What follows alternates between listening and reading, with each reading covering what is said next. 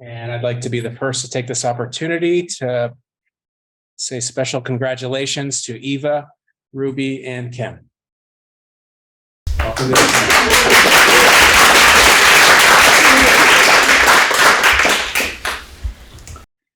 And we'll get started. I will at this time take nominations for board chair to the Windham Southeast School District.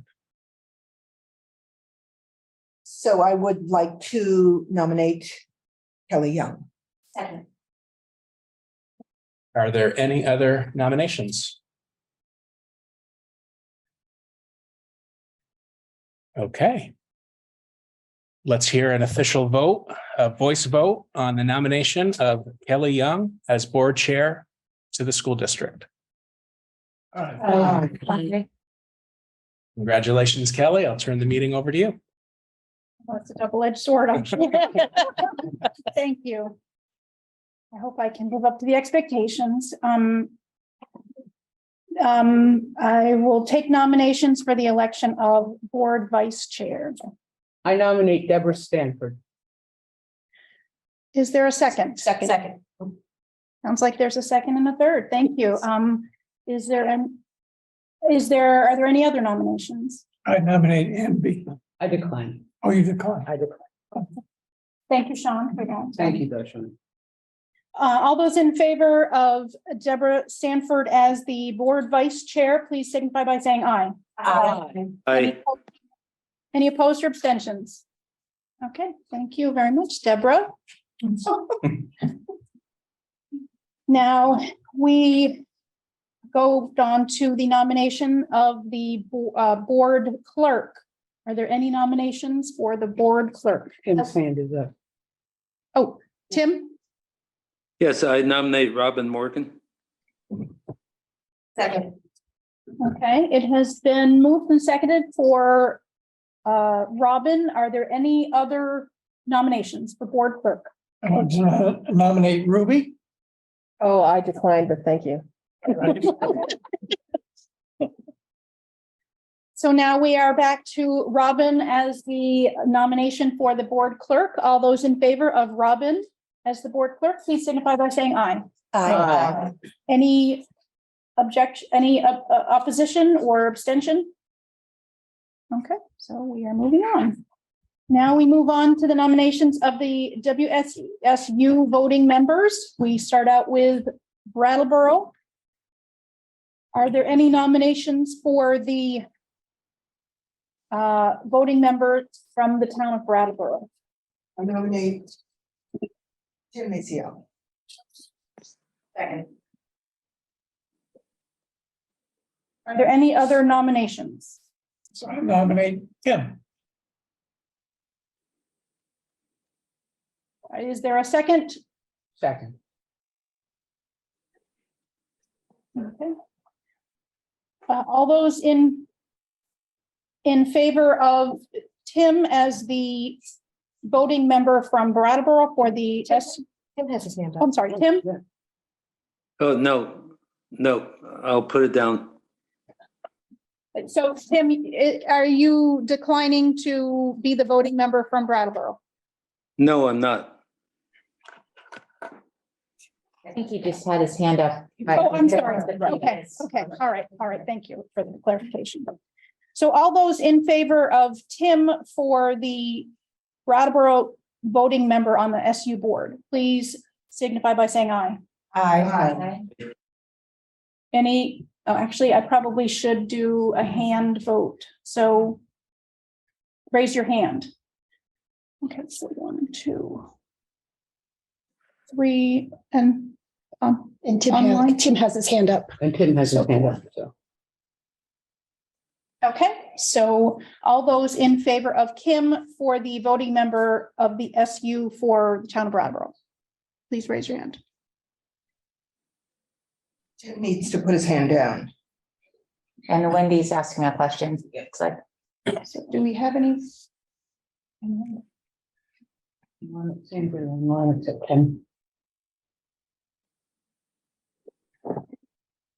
Okay, so Wendy, did you have a question that we can quickly Madam Chair, can you tell me how many people voted for Tim for the SU Brattleboro voting member? There's no way I can count. Sure. I believe there were 4. Do that one more time. Do you Sure. mind? Yeah. Mhm. So all those in favor of, we'll go back to, all those in favor of Tim as the voting member, please raise your hand. And Tim has his hand up. Hand is up. Okay, I'm sorry, that is 5.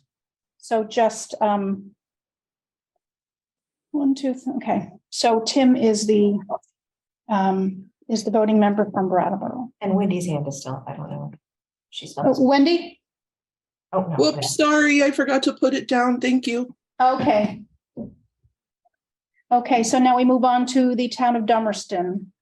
Is there a nomination for the voting member from the town of Dummerston? I nominate Deborah Stanford. I nominate Deborah Stanford.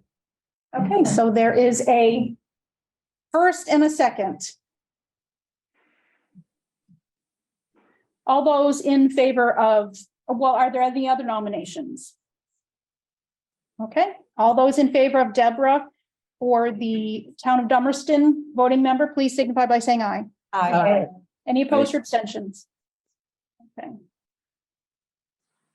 So for the town of Guilford, are there any nominations for the voting members from the town of Guilford? I nominate Kelly. Second. Are there any other nominations? Okay, so all those in favor of me as the voting member from the town of Guilford for the SU board, please signify by saying aye. Aye. Any opposed or abstentions? Okay.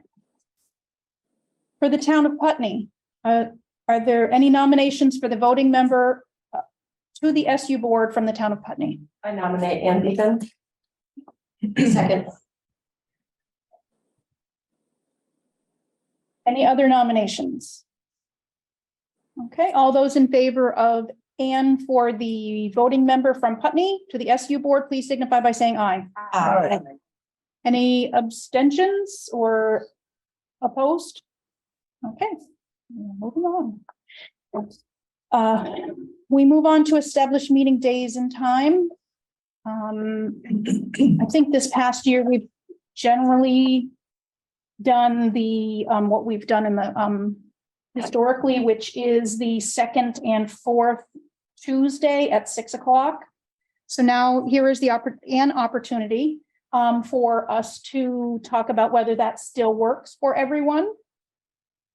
Does anyone have any feeling one way or the other, whether we should stay or change? If not, okay. Like we should keep it unless someone has a conflict. Okay. Yeah, and we can always be flexible on that. So I think we probably need to vote on that.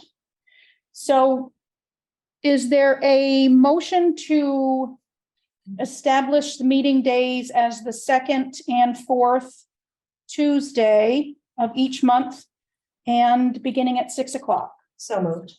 Thank you, Lana. Is there a second? Thank you, Kim. All those in favor of the motion, please signify by saying aye. Aye. Any opposed or abstentions? Okay, moving right along to committees. I'm not sure, last year we had, my recollection is that we had some committees that were not really, it seemed a little bit dormant. And maybe that was because we had other activities that were happening and events that perhaps we could have used the committees for some of that work, and it might have made the board work and maybe even the board meetings a little bit shorter. So I guess I'm not sure that we can certainly have a discussion about committees and whether we right now, the board members would like to make a decision on what committees they would like to be on, or if they feel that a certain committee is not necessary, or, really cheering for a particular committee to stay on the list. Or we could use the next 2 weeks to really shore up what our thoughts and positions are and come back to that meeting in 2 weeks. Deborah. I would really like to push that some movement be made tonight having to do with the Policy and Amendment Committee. And I would also like to do the same for the Finance Committee. Both are not to discount any other committee, but both have been very active during this past year. And I would like to see the momentum continue immediately. Okay. Ruby? I'm of the opinion that we should consider committee assignments in total tonight. And to the extent that there's one that there's a question of whether or not it should continue, I think then identifying individuals who would like to consider that question outside of the meeting. But I think assigning, at least one person to each committee to move it forward tonight would be the right move. Okay, so do we just want to go down the list of the, You have Tim. He has a hand oh, up. Tim? Yeah, maybe this is premature, but the climate emergency is more of an emergency than ever before. Nevertheless, there's other board business that just takes precedence. So I'm recommending that the climate emergency task force be eliminated.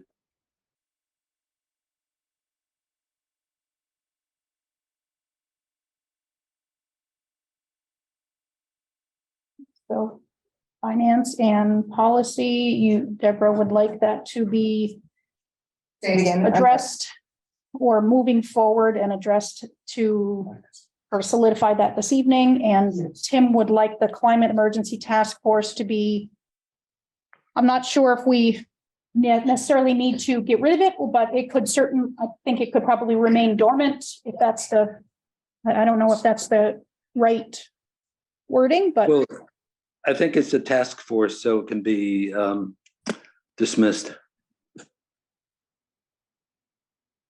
Okay. Can I just ask a question related to that?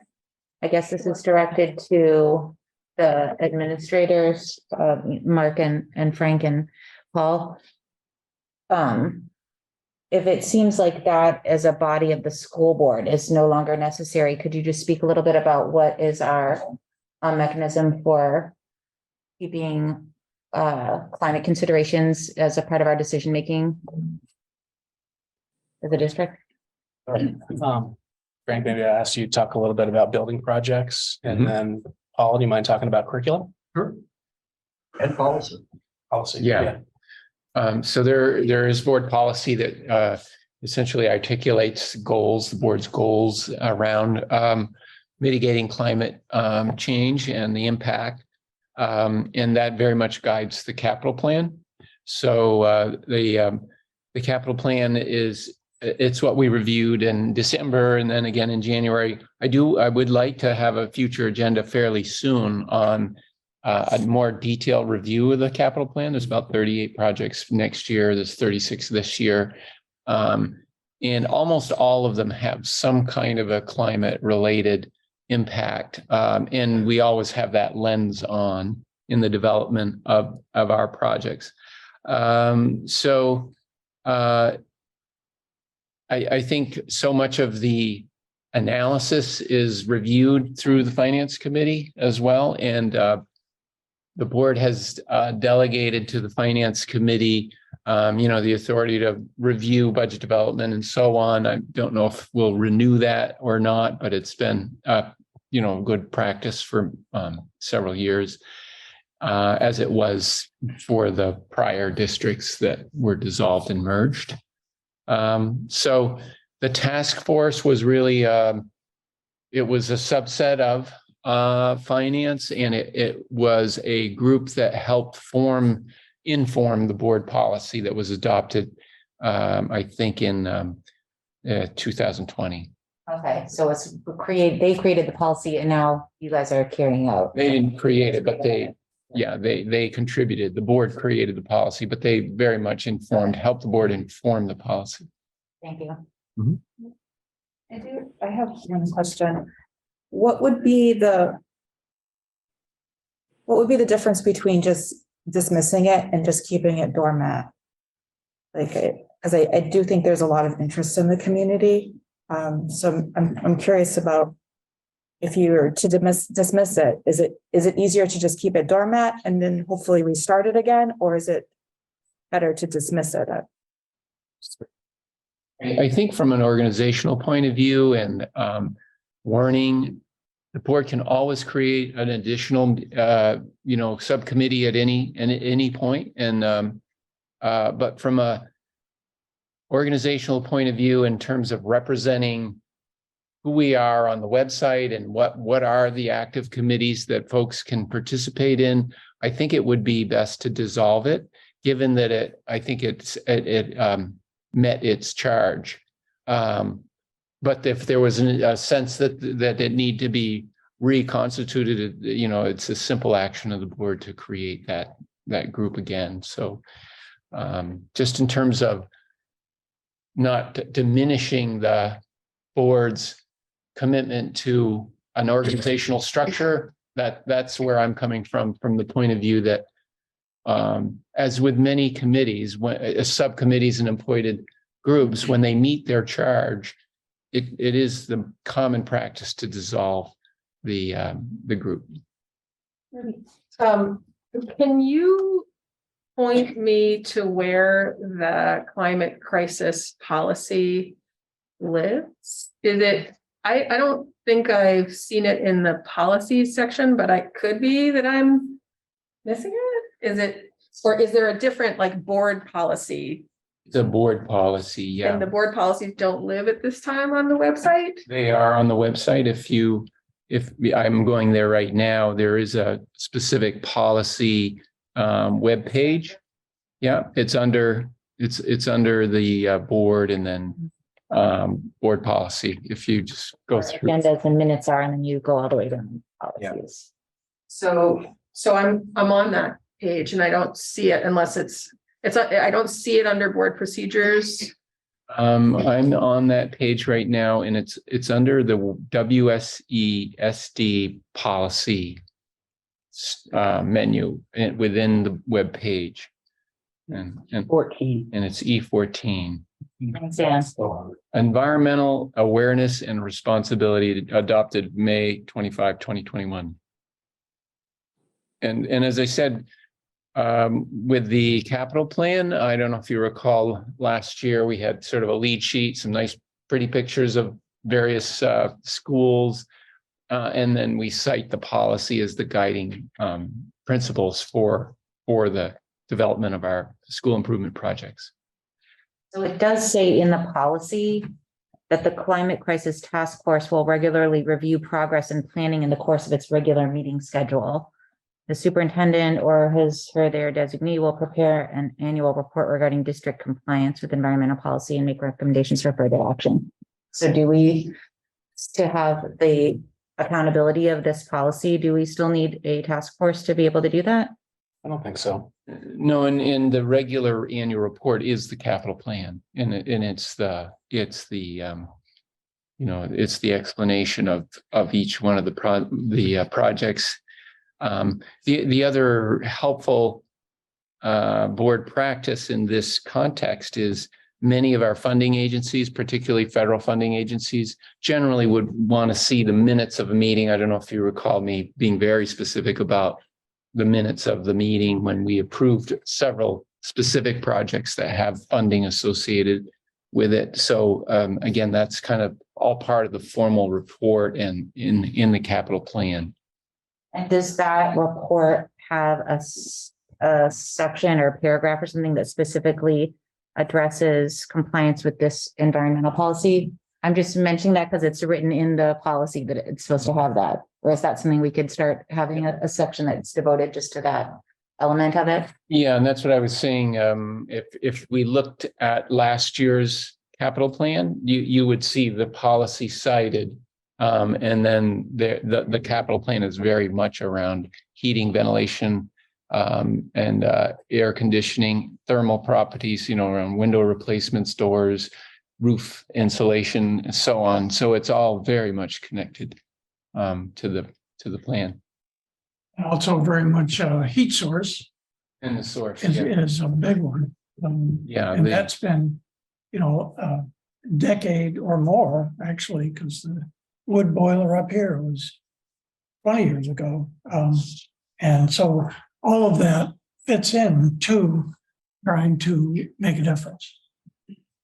Yeah, the Oak Grove School is our last school that is not biofuel or, essentially non-fossil fuel dependent. And I've got a grant request into the US Department of Energy for a $1.7 million heat pump retrofit of that building. Cross my fingers that we get through the funding cycle, but that's part of the fiscal year 24 plan. And that will be a gold standard in the state of Vermont if we get funded. And Vernon Elementary School is not part of the school district, but we're also taking steps forward with Vernon Elementary, which is part of our SU. Okay. Tim, you had your hand up, and then then Eva, and then I believe Jody Normando. Yeah, I Tim? just wanted to say that the climate task force didn't just look at capital plan issues, but they looked at the education, the curriculum, how students were graduating with the knowledge and appreciation of the climate change, how they were handling the stress of climate change. So I certainly wouldn't want to continue as chair of this committee, but if somebody else wanted to take it on, I think there's that other dimension to attend to also. We're talking a little bit about that curriculum. Oh, I think Jody has her hand up. Well, Okay, sorry. So I have a lot of familiarity with the task force, and I'm just, there was a point where they wanted to be carbon neutral. That was there was a real push. And there was a lot of ideas for those number of years. I'm curious about if you eliminate the task force, who's going to push to be carbon neutral or to litigate some of the heat source, so like lowering our consumption. So if there's nobody as a task force, like who's going to be communicating that or pushing for that, or I can just respond, and on behalf of the administration, Robert Clark and myself. Robert Clark's the facility director. Sean mentioned the biofuel plant here at the high school.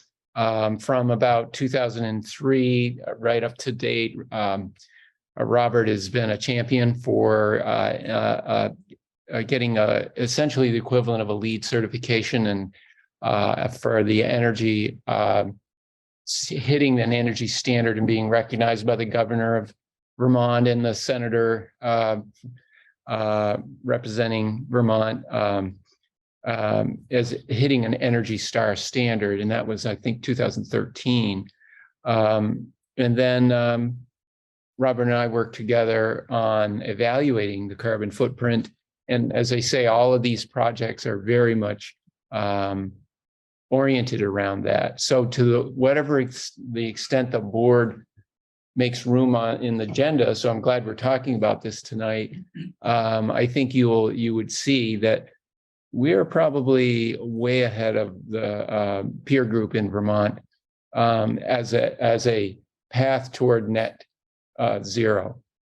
And I say that from the point of view, as I mentioned, all of our schools except one, our smallest school, are on biofuel systems. So that's a huge step to getting off from fossil fuel and creating a carbon footprint. The other, just as significant, is all of our schools are subject to a net metering agreement. Back just before I started here in Brattleboro, the board had initiated a net metering agreement for the 3 Brattleboro town schools. It was a contract with Next Sun Energy. It was a solar array in Westminster that provided the electrical energy, primarily the majority of it for Brattleboro schools. And then I initiated a statewide consortium of as many schools as we could get in Vermont to build 25 megawatts of power and service as many schools as would sign up. Unfortunately, through that bid process, the lead vendor that got the bid award and we were ready to move forward, SunEdison, they were the largest solar developer in the country. They went bankrupt. So many schools basically scattered, but we sustained that effort. And we are the largest off-taker of the Windham solid waste solar array. It's a 5 megawatt field. We purchase a megawatt of power annually. And so between the largest impact on climate, is heating the buildings, and then lighting and all of the power that goes to, services. So we are well along the line of a net zero. What we haven't done is engaged, say, an engineering firm to come in here and start really quantifying how do we get from maybe 80% to where we want to be down to that last, 20%, which generally is, it's absolutely part of our thinking, but those services are not readily available. And I've been seeking those services out. An engineering firm to come in and look at our consumption, look at our electricity, look at our BTU, look at all of our footprint, and we will engage them. But so that's to respond to your question. The administration has been very much out in front of the advocacy for a carbon neutral footprint. Tomorrow night at the SU board meeting, we'll be talking about the transportation contract, and I am going to be advocating for an extension of the current contract so that we can pursue electric buses. I had hoped that by now EPA and or the federal what do they call it? Inflation Reduction Act, that's all about infrastructure development and a lot of renewable projects. I was hoping the rules would be written so that we could apply for those funds. That door has not opened yet, but actually just today, Mark and I were meeting with vendors that have expertise in making sure that we're first in the door when that opportunity opens up. So at every level, any of our major consumption of climate related, energy sources, we are blazing the trail, and we're well along the road, but we won't stop. And it's been great to have the board very supportive of these initiatives, which the support has basically been through the endorsement of the capital plan. It seems to me that the climate crisis task force came about in order to make sure that our district had our eye on the ball. And in my thinking, the immense amount of work went into them informing the policy that is now on the books. And that policy addresses there are 3 points of the mission. It's to assist in developing practices, which the policy does and references, promoting curriculum, which the policy does and references. And the last point of determining purchases that will lessen environmental and climate change impact. It feels, I can't remember actually who said it. It might have been Frank or Sean, but it feels like the finance committee, that's where that work should sit. And if we feel that if the charge should be in the mission of the finance committee should be changed to incorporate or reference climate crisis, it feels like that would be the last missing link. So the policy exists, that was great work, and that was a product of the task force work. It wasn't the whole thing, but this financial piece, if we can incorporate that into the mission, I would be in support of dismantling the task force. And that's not to say that that work that was done and the people who committed to it, that doesn't mean the climate crisis is still real. You know, we have that statement, you know, like that's real. So I would be in support of dismantling that committee, considering all those factors. Jody? Hi, and for those of you who don't know who Jody is, it's Jody Normandeau from Dummerston. I agree and disagree with a lot of things that have been said in here. I do wish that we would keep a committee with the eye on the ball of climate change. There is a lot of reading going on, and I don't think that the administration has all the time in the world to do a lot of reading. And there are, back when, in one of the earlier meetings of the merged group, the public was very, very adamant about having a committee or having a group on climate change and what goes along with it. So I would be very disappointed if we didn't have at least a board member, and there are a lot of community members, I think, that are very involved in this climate change, and including some of the students. So I would be very upset if this committee was not there to keep, as one person said, to keep the eye on the ball and to keep pushing for everything we can do. And I appreciate what has been done, but I think the board should still be somehow involved in it. And I don't want to push Tim to be chair of it. But I really wish you would stay with it and keep your eye on the ball. Thank you. Thank you, Jody. Christina Naylor, Dummerston.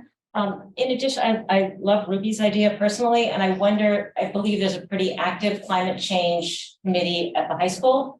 And if there would be a board member willing to offer to be an ex officio member so that it's a student-led climate change, we're all going to be dead and they're still going to be here. Well, some of you younger ones will still be here, but it might be a really great opportunity for the students to really come and present to the board and have a board member available, much like a leadership council.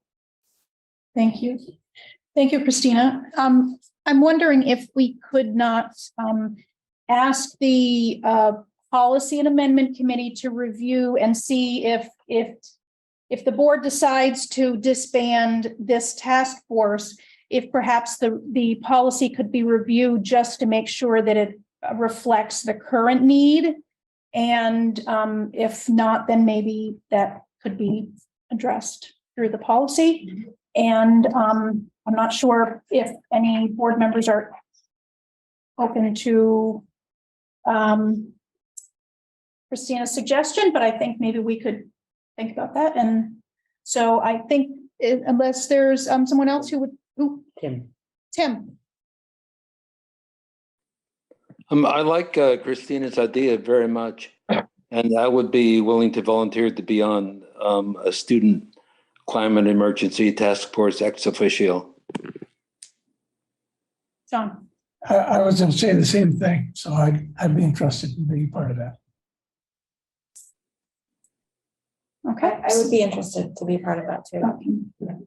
Wonderful. That sounds like a committee to me. Yeah. Kelly, I'm not interested in being that. I guess I would just suggest that if that be reflected on the members pages where committees are, but that appointment or ex officio existence, it would be really good for the public to see that's showing the continued commitment. So I think that's a great plan also. Okay. Before we proceed with that, I think we should probably check in with the student group and see if they're interested in having board members attend their meetings. Good point. That does make sense. Thank you, Robin. Thank you, Vicky. Thank you, everyone, for your comments and questions and concerns and contributions.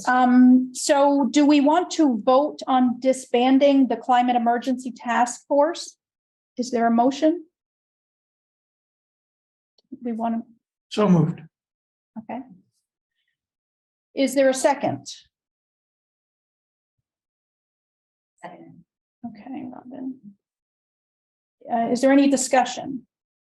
Ruby. I realize this is, if there were a friendly amendment possibility, disband the task force and ask the policy committee to review and come back with a recommendation. I would certainly accept that recommendation. Okay, so you are amending your motion, Sean, Yes. to indicate what Yes. Ruby's suggestion was. Yes. Okay. And Robin, were you still in agreement with your second? Yeah, yeah. All those in favor of the motion, please signify by saying aye. Any I'm sorry? You just said aye. Tim said aye. Oh, any opposed or abstentions? Okay, thank you very much. So now we've addressed that. Looking on the website, I just ask to close this conversation, who is the person that's gonna communicate with the student group about this? Would that be Mark or? Yeah, me and Paul can do that together. Okay. and then will you communicate with Sean and Eva and Tim, if that's I think maybe we could give an update at the next board meeting. okay, great. So that the looking at the website, I should have read out all the committees that I could see listed: the finance, the policy, diversity and equity, personnel, social justice, communication council, programmatic and performance equity, and then the climate task force. If Deborah has put out a plea to have the finance and the policy and amendment committee still active, I'm not sure. And I don't know if we're doing committee assignments at this point. I think. I would like to be a voting board member on both policy and finance. Okay, is there anyone else who would like to be on policy and finance? Well, can we consider these two as separate, two separate? Sure, I'm sorry. Is there anyone else who would like to be on the policy and amendment committee? I would. Okay, we can have one more board member on there before we have a quorum. Have Ann, did you get Ann? Yes, I did. Yeah. Thank you. Okay, so I have Deborah, Eva, Ann, and Tim.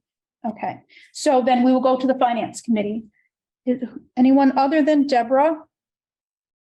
Who, I would like to be on the phone. Sean and Kim. Okay. And anyone? Do you want I'm addressing this to Sean because you have previously been the chair. I would be interested, but I cannot make the time that has been traditionally happening. So if the committee would be open to considering different times than 5 o'clock, then I would be interested in being on finance committee. So you could put me in there and I can always just exit myself if it doesn't work. Okay. And if it doesn't work, I'll step in for Ruby. I'm sorry, I can't hear. I'm sorry, if it doesn't work out, I'll step in for Ruby. Okay. Okay, so now the diversity and equity.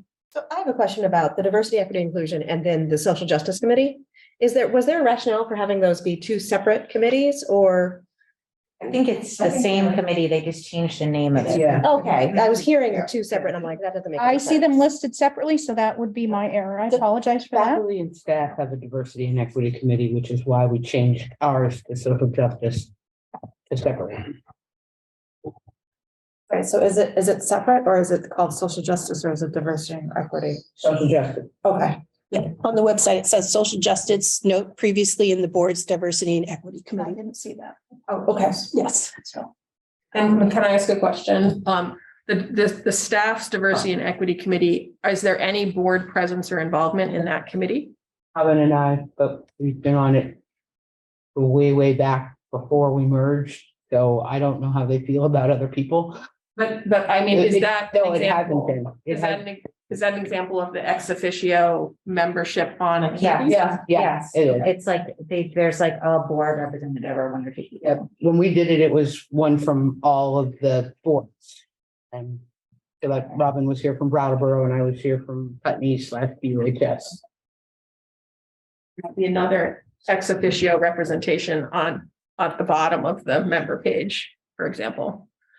I don't think that's even listed currently on the website, but I don't know if that was just an unofficial structure or. I started going before I got on the board and then I just kept going. But they welcome community members to attend, so you don't have to be an assigned board member to go to the meeting. And Deborah, I feel like there was an email where you indicated you were interested in rebooting or like getting the Social Justice Committee active, or was that incorrect? That's correct. So I did initiate a meeting recently that we put on hold with the understanding that there is a restructuring taking place at this point. I'm not volunteering right now. I just want to make sure that I'm not overstepping boundaries. I would probably be a participant, but I can't go official with this. You just connected all this conversation. I was on the Policy and Amendment Committee for quite a while, and then I dropped out. I was removed from the committee, but I audited them. So I always go to the meetings, and I'm not a member of the group. And I think you can do that. And I think that gets around the quorum issue. In other words, if you're a board member that attends, but is not a member of the committee, then you can have a quorum and not be illegal as far as open meeting laws go. Well, these are all warned meetings. So I'm not understanding what the concern about a quorum even is. For me, it seems to be a situation of who's voting, who are the voting board members on the committee. And we want to stay beneath the quorum, obviously with that. But then other board members attend meetings as non-voting. But why do we need to stay below a quorum on a warned meeting? I think it would then be a quorum of the SD board. Oh, because then it was It's not a board warned meeting. SD meeting. Yeah, Okay, right. I get it. Yeah. So the Social Justice Committee, are there any board members who would like to be Eva? I'll be on that one too. Is it okay for me to just, I'm still considering to just abstain for this meeting? Sure. Thank you. But people can attend the meetings, that's okay. Any other board members online? Is Tim the only board member who's online? As far as I know, I saw Kaya. I don't know about that, but Okay, so then we will move on to the Personnel Committee. Wendy's hand is up. Wendy? Thank you. Yeah, I just want to confirm who just joined the Social Justice Committee. It was a little hard to understand everybody who was talking. I got Eva and Robin. Got it. Thank you. So personnel, is there anyone? Yeah. Anne? Personnel will be needing to meet soon because 1% requests are coming in right now. And Kim? Okay. Anyone else who would like to be on the Personnel Committee? Okay, we do generally have, Be on it again. Carrie, generally we have someone from Vernon because they, The 1% impact so much. so I'm going to list Carrie as well. Thank you very much, Carrie. And I have a question. Sure, Tim.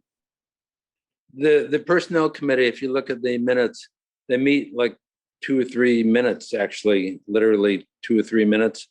I'm wondering, it must take more time to warn the meeting than to actually have the meeting. I'm wondering if it's really necessary to have a personnel meeting, or if the board can just assume the responsibilities of that and approve 1% funding. Robin? I think that sometimes it's good to have committees in place, even if they don't need to meet very often, because for instance, in the summertime, when we have fewer meetings, sometimes there's hires that come up and then this committee can convene to approve people in a timely fashion. So I think that we should keep this committee as it is, even if we want to shift the 1% to be approved by the whole board when available, we should still have the committee. Sean. the personnel committee has to be very nimble. So Anna's been really good at making sure that if a 1% comes up, we do it right away. So that sometimes the meetings are short, but they're called Have to wait for for the the meeting. specific time, Yes. and then you go and you have to get it done in order for a lot of things to go forward. So it's probably the nimbleness of that requirement is probably the highest of any subcommittee. And Super helpful. I will say, Mark could probably, or Frank could probably speak to this as well, but we do have contractual requirements that are attached to those 1%. So I think that's what maybe is the immediacy of that. So Personnel meets weekly in the summer.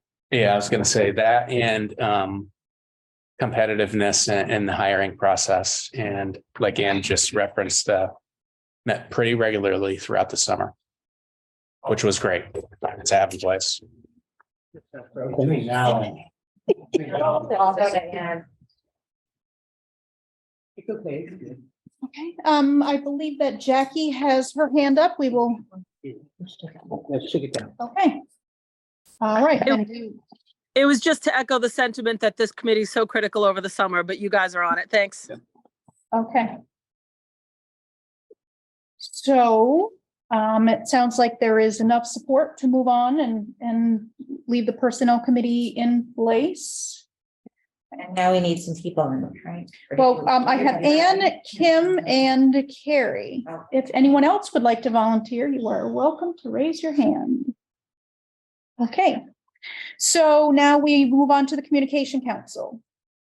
So I am currently, I was a community member on the Communication Council, and there were 2 people, and now would like to be on the Communication Council at a minimum to post meetings to our Facebook page, which is a function that I've been doing. And we have had something on, on the agenda or we've discussed and talked about proposing kind of changes to to the board, changes to how we might operate. But I think minimally our mission of keeping current with putting out information via social media should continue. I do not believe there needs to be excessive board participation on that committee. I'm fine with continuing, and Michelle was acting in the role as board member. She's interested in staying on, and I'm fine with that. But I also think having other board participants is great. I don't anticipate it being an active monthly meeting necessarily. It's really as needed. But we will, I think, hopefully in the next year, present, talk to Mark first, but present some proposals and thoughts around how to change that presence in the district. Thank you. Anyone else who would like to join Ruby on the Communication Council? Okay. I'll be on the Communication Council if it's not going to meet very often, Ruby. Yeah, I promise. I promise you. Thank you very much, Robin, for that. So I think we have one last, which is the Programmatic and Performance Equity Committee. That one has not met for some time. Ruby?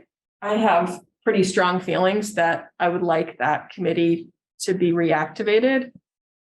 I cringe at the idea of spearheading it and chairing it, but it's really important to me. And so to that extent, I'd be happy to at least to start off that process of chairing that if the people who come together decide. But so I want to put that out there. But I wasn't on that committee, but I participated as a community member pretty regularly when they were active. And the work that the potential for that committee is huge in this fairly newly merged district. So it might be a considerable amount of time kind of rolling up our sleeves and deciding what exactly are we doing. But that's what the beginning of rebooting would be. So that's my pitch to all of us to actually activate that committee again. Yeah, I agree with you. It is very important to make sure that the equity, especially since we're a merged district, I would say that is really something that the Finance Committee and Frank Rucker addresses regularly. And he has, as far as programs, and there's a financial implication to all the programs, so that it's very well tracked as to equity among all the elementary schools and middle schools and the high school and the career center. So I think that, I see what you're saying, absolutely. And I've seen that in what I've observed in the Finance Committee, as a kind of a participant and watcher. But there is a level of conversation that I recall from the Performance and Programmatic Equity Committee that was not always about the equity as far as how is that financially reflected. Are all of our middle schools prepared to enter the high school? And I know that some of the work that most recently was done was around access from a sports perspective, access within the high school and the middle school between male and female sports. And so I think some of those things do dovetail with finance, but I think that there is a few steps back to look at that I think doesn't always come up in the Finance Committee. And I think my sense, because I was a community member that did this, that committee is where, if you are in a school and you feel like things aren't being talked about, what's going on? Why doesn't the board look at this, that, the other? That's one avenue for a community member to come. And I think that is an important space to hold. And then allow that to be where that committee can come back with an issue or a concern. And that's can funnel any of those concerns in that capacity. I'm thinking, Ruby, that since you are volunteering to be on the Finance Committee and also volunteering to be on this, and since Sean has said that there's kind of like some overlap, that your being on both may actually be helpful for each of the committees, so that you could sort of be mindful of what the other committee is doing or bringing sort of things back and forth. So I think that sounds like it might be helpful. Is there anyone else who is willing to join the PPEC? Kim. Okay. And I believe that Liz has her hand up. Yeah, I agree with Ruby. I tried to get that committee to meet a couple times this year, but we were just too busy and we couldn't pull it off. But there are a number of issues that I have thought of. Ruby mentioned some, but I've thought of some others. And I think the committee needs to continue. I know I'll go to the meetings for sure. But just another thing to point out here is equity does not mean equal, and that gets confused a great deal.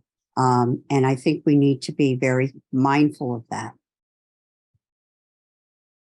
Thank you, Liz.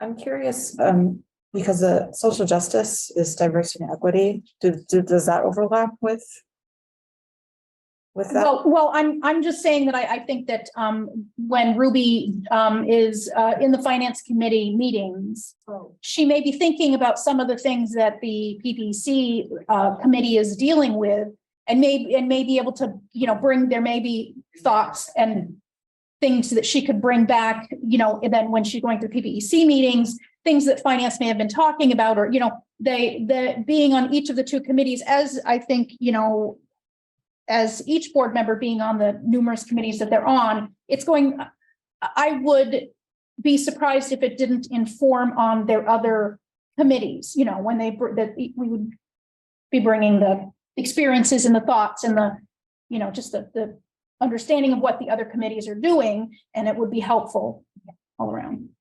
Ruby. I think just to speak to that also, Eva, I think that my understanding of the, the programmatic and performance equity has to do with amongst all of the schools, the various schools in the district, performance issues and, across all of the schools.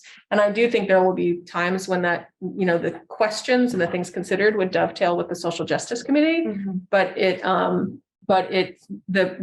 mission of it is much more having to do with how are we doing as a district in terms of equity across all of our entities. In regards to the finance or the programs or the test scores? Oh, okay. I mean, I think that sometimes test scores are a tool to evaluate, but there may be other tools as well.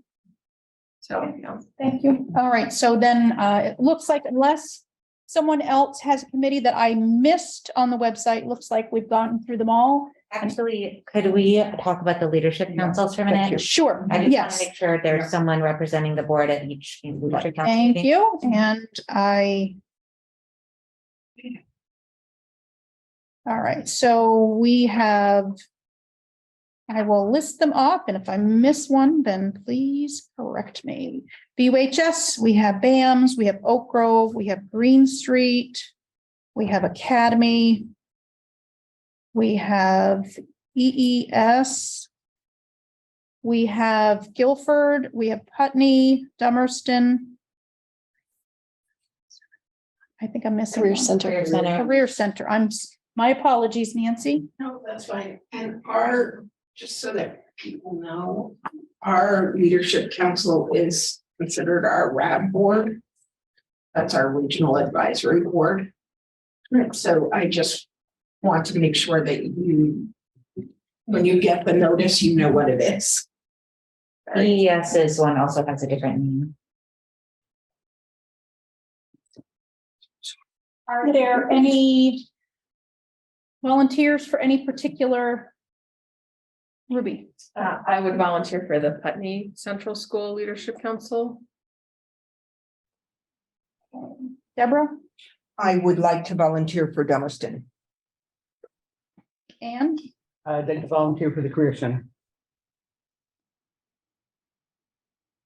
Okay, so we have BUHS, BAMS, Oak Grove, Green Street.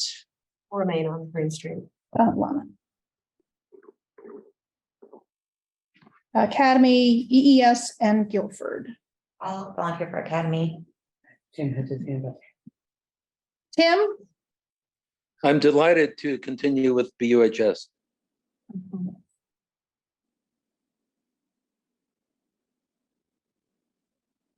So we have BAMS, Oak Grove, EES, and Guilford. I would like to do Guilford. Guilford. I can do BAMS. Oak Grove and EES. Can I ask a question before we, because I post all of these meetings. I know that Oak Grove has not met since last May. And I don't remember, I know the EES does have they have some advisory something or other, but I don't think that at least we have not posted meetings for them in a very long time, if at all. And so I wonder if you have anything you can speak to about how active their intentions. Yeah, EES doesn't have a leadership council. Oak Grove has gone through some growing pains. And as you know, Mary has just come back from her maternity leave. So she's actively working with her staff and community to putting that back together from the spring. But the EES, I believe, has a policy council. They do. Which traditionally has had a board member representative on it, isn't that right? That's right. Mary Kaufman. Mary Kaufman, you have your hand up? Hi, yes, sorry, Mark spoke to it, but I was away for a few months, so we did not get a leadership council up and running. We also had some turnover. If anybody has any recommendations or knows anybody in the community who would be a great addition to the Oak Grove Leadership Council, we'd love to have representation, definitely. I have people, Mary. I'll send you some names. Great. That would be awesome. Definitely, and I'm happy to reach out. Thank you. Thanks, Mary. Oh. Okay. Tim?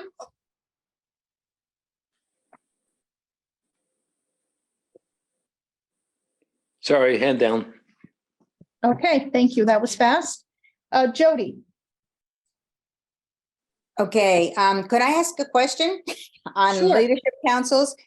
I know it's possible, but could we have every leadership council record and post along with the minutes their meeting? Recorded it like on Zoom. Well, you record it on, I know when I went to the Dummerston one, they had a show and they had people on Zoom, but they also had a computer that they recorded it on. So it's something that could easily be posted, I think. So to speak to that, Jody, the Leadership Council chairs met with myself and Barb Nowakowski this fall for an orientation. And it was specifically decided not to record and post the recordings of Leadership Council meetings. However, there is an expectation that the minutes of the Leadership Council meetings get posted within 5 days of that meeting. And there was lots of discussions around the why behind that. But essentially, leadership councils really want to create an environment where people aren't intimidated to show up for a meeting, especially if there are issues that they want to bring to the leadership council around the school and the school community. So that was a really well thought out, engaging conversation that took place with all leadership council chairs in the fall. So I'd like to continue to honor the work of that orientation. It seems to me that it's a public meeting, and there are a lot of people in the smaller communities that don't get to go to these meetings for one reason or another. And you know, if they're on Zoom, then you can watch them, but they can. I don't understand why they can't be posted, but. Well, the minutes will be posted, and Yeah, often leadership councils will provide a Zoom link, but the intimidation factor of recording the meetings and posting the recordings, there was a lot of thoughtful conversation around that. Well, you and I, Mark, both know that minutes don't always give the whole picture of a meeting, even though, you know, we have a great scribe here for these meetings, and she does pretty much gives the gist of the meeting. But you know that some of them can be pretty brief and not tell you what's going on at all. So I would just recommend it. And I guess it's not going to go anywhere, but I would recommend it. Thank you.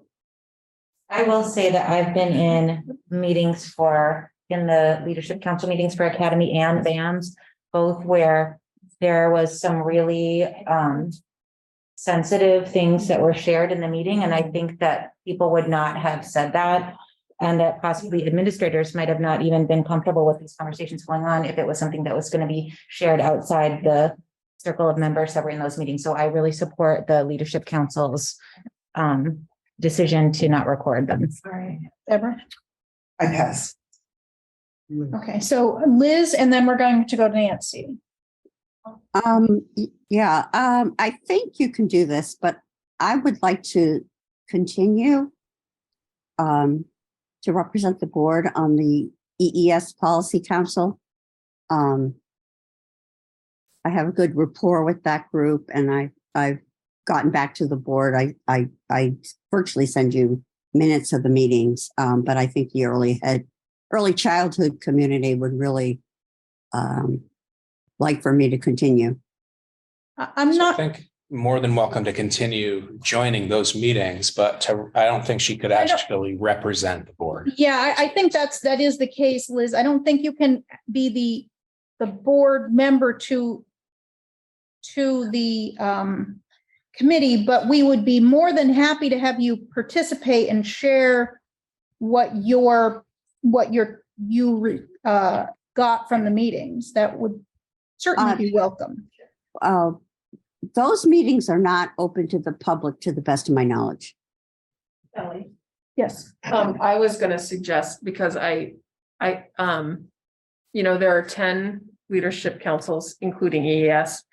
and you are our 10th person, and I think that it's fair to opt out as the chair in terms of serving, and I'd be happy to be assigned to EES and have a good rapport with Liz and can lean on her for advice. Is there an issue with her attending the EES? I can follow up on that, but I don't see why that would be an issue there. We've never had a member of the public just attend those meetings, and I think that's why they're not posted. So Liz, why don't you send Mark an email just to say as a follow-up and just asking about your participation as a former board member, current community member, and your interest in still participating on that committee, and maybe he would be able to he'd have some further information for you to help. Okay, I could also be an ex officio person if the board wants to do that. That's kind of the concept I was speaking to. Yeah. Yeah. So why don't you send Mark that email, and he can sort of follow up with finding out an answer to that. And if Ruby is appointed, maybe include Ruby and Deb Gass as well. Okay. Okay. Thank you very much. And Eva, I wasn't sure if you had your hand. Did you have your hand up before? Were you? Oh, I was going to say Oak Grove. Oh, okay. Okay, wonderful. Right. Okay. So for the, so only one person can be appointed for that board, right? Well, one person, but if there is another, I mean, as a community member, you could certainly go to one of the other ones. You could attend all of them. If you have the time and the inclination and the interest, you could certainly attend all of them. And I'm sure that you would benefit from that. It's really trying to just make sure that there's at least someone there and some consistency. So, okay. So I think unless there's anything else on committees, I think we are moving on. Go to one other point that's not listed here, so maybe I'm out of order. And that is a decision regarding Robert's rules, whether we're functioning under large boards or small boards. Can I finish with one last thing with Sure. leadership councils before we pivot? Sure.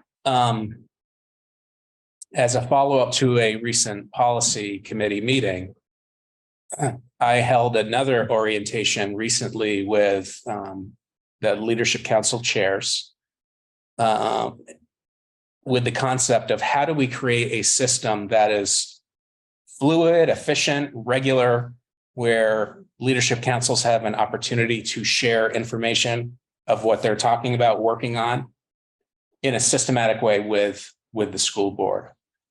So what we decided on is the monthly reports that you receive for the first meeting of every month. We've added 3 cells to the bottom of that report, which will provide an opportunity for leadership councils to formally, provide some feedback, highlight the things that they're working on, discussing to the board. So when you get your admin report in April, you'll be receiving some information from the leadership council if there's information to receive as well. You're talking about the reports that come from each principal, right? Yep. But the cells at the bottom of those reports will be coming from the leadership council and not from the principal per se. Okay. That's my understanding. Yeah. Yes. Mhm.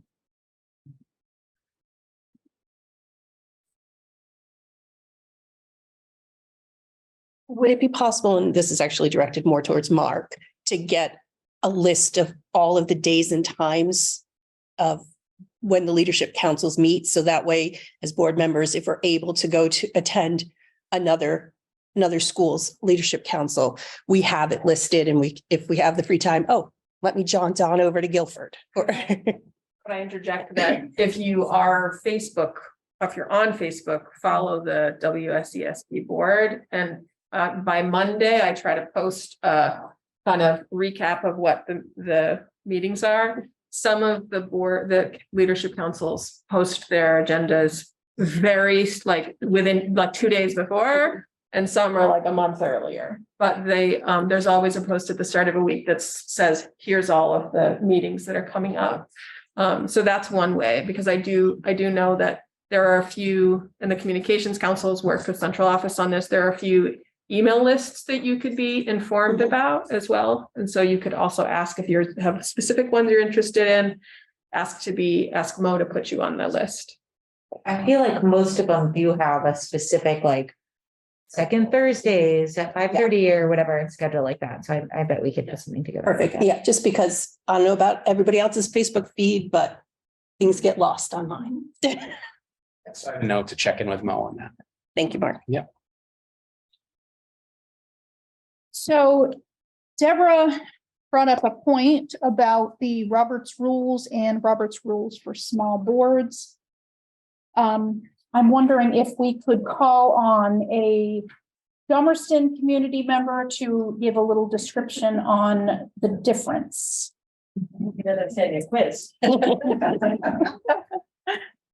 So statute requires, thank you, Deborah, I was holding that in abeyance for pointing that out. Statute requires that you're forming at your inaugural meeting, you have to choose which Roberts rules.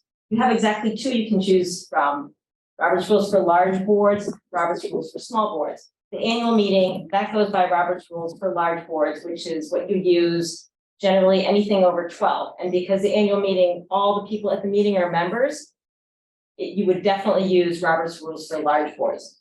Roberts rules for large boards is a very formal set of rules. You absolutely have to have a second. The chair cannot vote. You cannot have the informal conversation we have had tonight. Everything has to be done to a motion.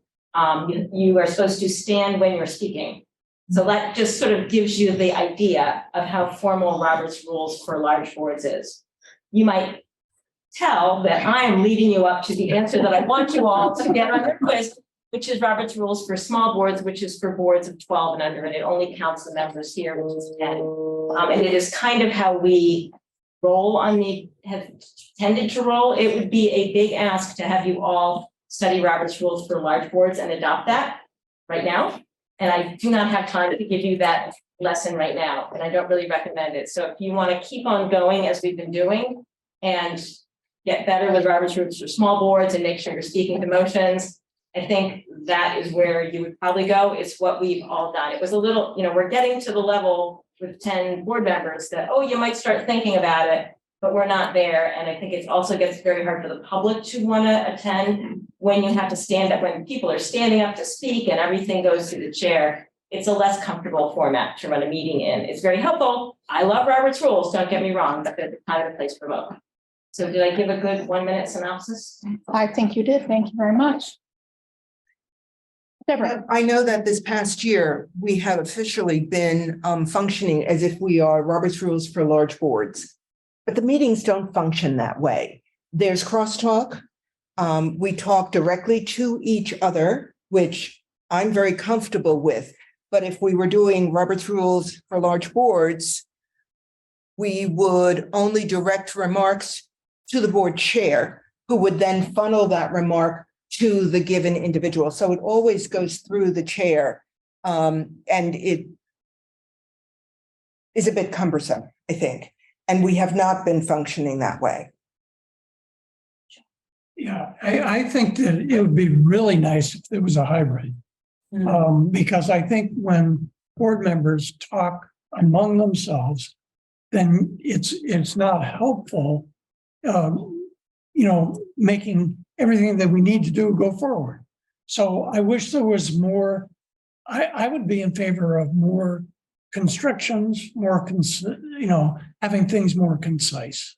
I've sort of thought about this a lot. I think if all members of the board, all 10 members of the board were in complete unanimity, then you wouldn't need it. But that doesn't exist. So I think that having the idea that the chair really is in control and directing things. So I would be in favor of a hybrid, if there is such thing. I don't believe there's a hybrid. I think you can agree to some change. You could say we are voting to use Robert's Rules of Order for small boards.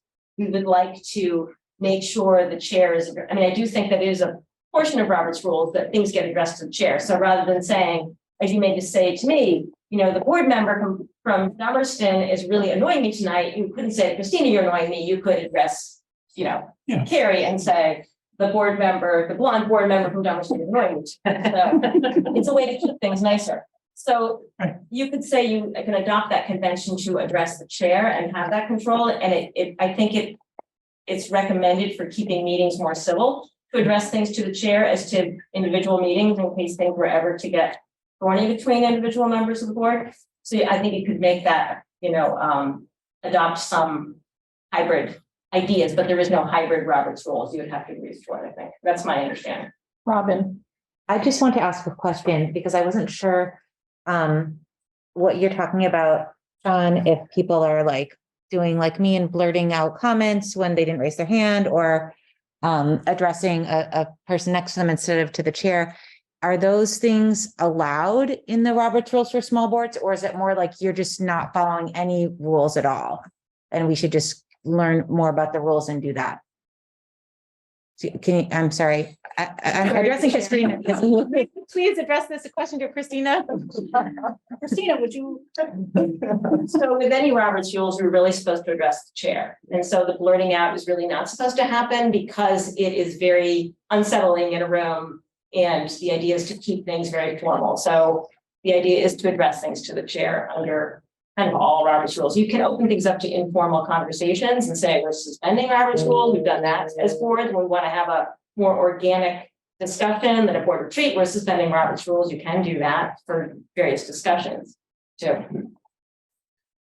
Thanks. Ruby. I think that I would just invite us to not think of that to drop this idea of this word hybrid, although I understand where that's coming from. The rules for small boards are a subset within Robert's rules. So you all have been successfully operating under the small boards. And if you look at the small boards section of Robert's rules, there's a lot of like, you know, you may do this and you need not do that, which is a lessening of the formality. That's all it is. And so to the degree to which we lessen, we can decide that. And so that's essentially the small boards ruling is the hybrid already. That's like, it's pre-baked into Robert's rules. So I would move that we adopt Robert's rules for small boards. Sorry. Okay, is there a discussion, further discussion? I would just say that this evening, we've been acting accordingly, small. So I would vote to keep it small. And if there's any issues in the future, we could switch to more of a formality, like, is that an option? Anything you vote for, you can change it. Yeah, okay. Yeah, that's actually, I was about to say the same thing, even that it's not something, it's something we can change if we feel we want to go to the Robert's rules for larger boards. If we feel this isn't working, we can take a vote and change our stance. Deborah? I just want to note that under small boards, the chair has more of a voice. The chair has the right to voice an opinion. Under Robert's rules for large boards, the chair would have to relinquish the chair and pass it to the vice chair so that the chair can speak freely as a member. Under small boards, the chair can speak, the chair can make a motion, the chair can second a motion, and the chair can vote. So that's under Robert's rules for small boards. It opens it up so that the chair is more than a facilitator and silent in terms of a personal voice. In my opinion, this is really just us moving and voting on this is just functionally deciding how we're operating. And so in the future, if we want to tighten up our formality, I don't think that requires a vote. I think that we are operating under Robert's rules. We just happen to be looking at the small board section to say, this is what we're gonna focus on. So I just would like, that's my thought, and I don't know if there's disagreement with other Robert's rules, nerds, but that's, I just want to be clear. Like, I don't think if we're focusing on this excessively much, it's just interfering with us doing our work. So I would say, let's just decide on something now and then move forward, because Robert's rules that's the tone we look to, whether it's small or large. Tim? However we decide, small or large, for the benefit of the board, I'll send out some information about Robert's rules that are more palatable than reading the entire Robert's Rules 12th edition. There's a lot that various board members really don't understand about Robert's. And I think a long time ago, there was a motion to hire a parliamentarian. We never did that. So in lieu of that, I would really recommend some workshops by Jurassic Parliament, a very good organization that does podcasts on Roberts.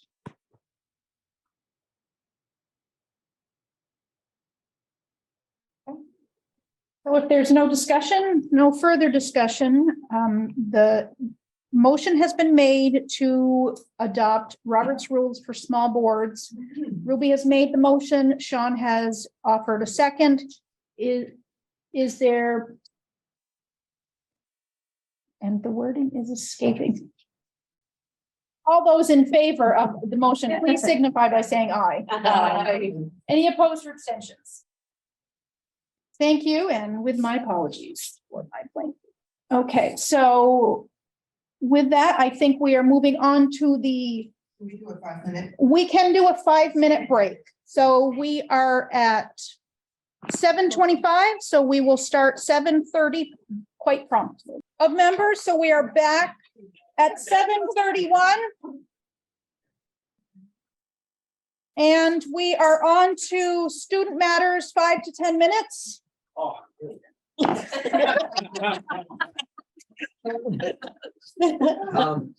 yeah, I was just gonna request that, and Django Grace, Brattleboro. And I was just gonna ask that the turf discussion be put on a upcoming agenda, preferably a sooner one rather than a later one. Do I have to ask for a motion to put that on the agenda, or can I just ask? So you just letting me know, then I will put it on a future agenda. I will say that it has been some time since this has come up. And so I think even the board members who were involved with this may need to go back and review things.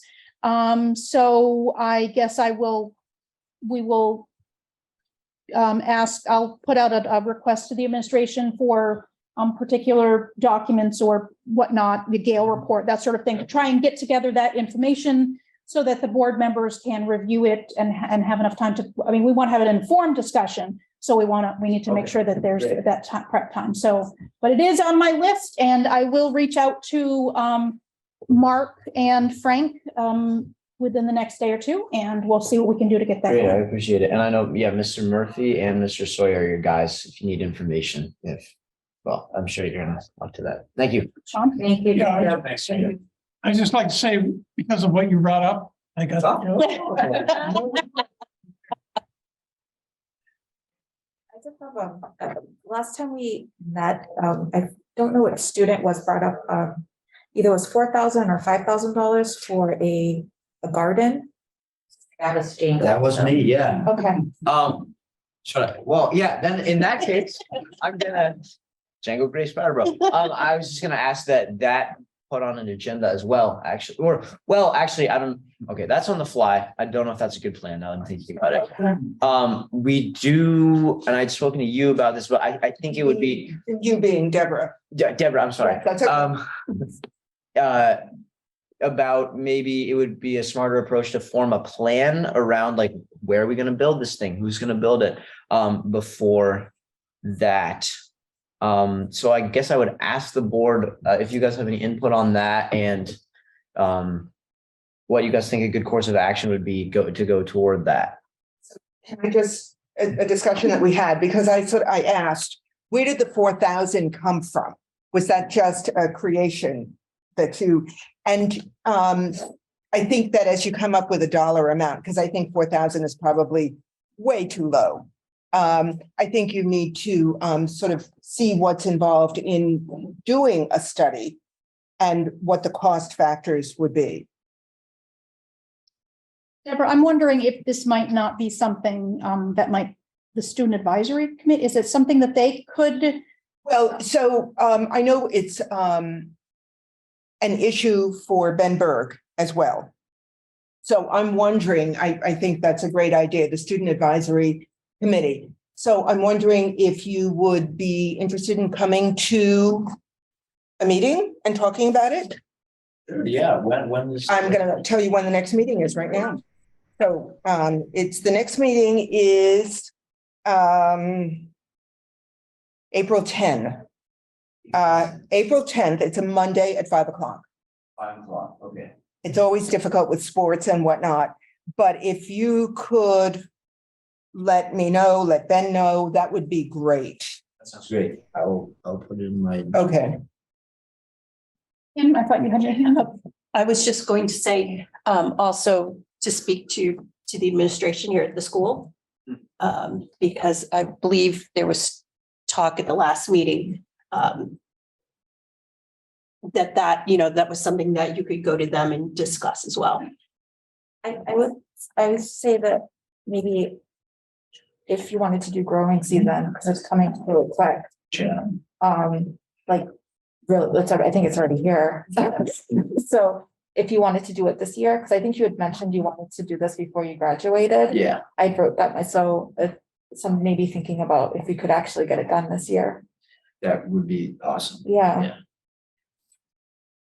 Couple of thoughts on that. I agree with everything that's been said about utilizing the advisory group. But also, if there's a few students who are really passionate about this, reach out to administration, Ricky Athier, and start putting some, grassroots plans together to come to a meeting like this and actually present like a concept of like what you want, where you want to do it. We just passed our budget. The funds are there to support projects like this. So, yeah. So, I would think a curricular piece, speaking as a curriculum coordinator, a connection to curriculum in the high school would be really critical. It's valuable. Careers. Oh, Nancy. I'm kind of stepping in and volunteering my teachers without asking them first. I do know that the forestry program has some lumber that they milled through our mill. And so if you want to do raised beds, you might reach out to Harold Nelson. That's what he has to offer. Oh, They have some that's Harold Nelson, but you can stop. My office is right below this room. You can stop in and see me and I can connect you. Thank you. That's awesome. Thank you, Nancy. This is just a curiosity point around, there was a presentation at some point, or maybe I saw a flyer from Food Connect in terms of our districts, which schools are members, are participatory, is BUHS a member? Yep. Okay, so they have support, like Food Connect supports curricular and other levels. Yeah, absolutely. And they also support summer programs to keep gardens up and running over the summer months. So would they be a good resource for students to be involved with? Sheila Humphreys. I can provide that contact information too. That's online. Okay. Thank you very much. You provided us with a lot of good ideas and good conversation. Thank you. Any other students who would like to make comment during this Student Matters? And going a third time, Student Matters. Any students who would like to comment? Okay, Students are up. Thank you. thank you very much. We are moving on to the consent agenda, the clerk's report, the approval of the minutes of March 20, 2023. So moved. Second. Okay, so Sean, I'm sorry, what are we doing right now? Approving the minutes. approval of the minutes, and Tim, Yeah. I would like to make a motion to table the vote to approve the minutes of March 12th, 20th, until our next regular meeting. I'm asking this to give new members and the new clerk, a better opportunity to review the process for handling amendments to the minutes. And the clerk, to give the clerk an opportunity to review an issue of confidentiality in the minutes, and to allow all of us a chance to review the video, which has not been accessible to a couple of us on the road. So it's just a request, a motion to table approval of the minutes until our next regular meeting. okay, so Tim has made a motion to table the motion to approve the minutes of March 20, 2023. Is there a second? Second. Point of information, Yes. you don't need seconds anymore. Okay, wonderful. Thank you very much. I will. If you're under small boards, you don't need the second. I think you'll also find that a motion to defer discussion to the next meeting is slightly easier than motion to table, because when you table, you have to move then at the next meeting to take it off the table. Okay. Okay. Are you suggesting maybe that Tim alter his motion to move to defer this discussion until? Yeah, I thank Paul for that, and I change it to a motion to defer. Discussion. So you would like to defer, as in postpone the discussion until the next meeting? Yes. Okay, and I'm told we need no second, so we are moving past that.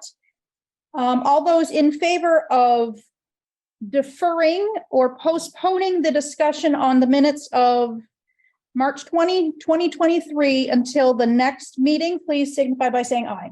Aye. Any opposed or abstentions? Okay, so it has been deferred.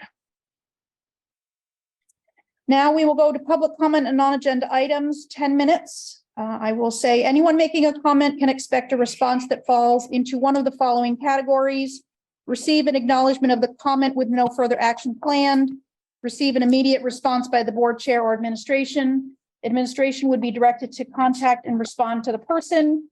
Clarification sought from the administration for a specified meeting. The topic would be added to a specified future board agenda. The matter would be referred to an executive session. A public hearing would be held on the matter. Do we have anyone in the public who would like to speak during public comment on non-agenda items?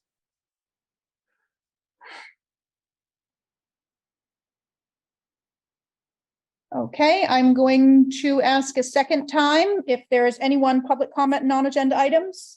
I just want Paul's emails up on the. Thank Okay. you. Sorry for interrupting. No, not at all. Thank you. I'm going to ask a third and final time, public comment on non-agenda items. And we are moving on. Thank you. Administrative report.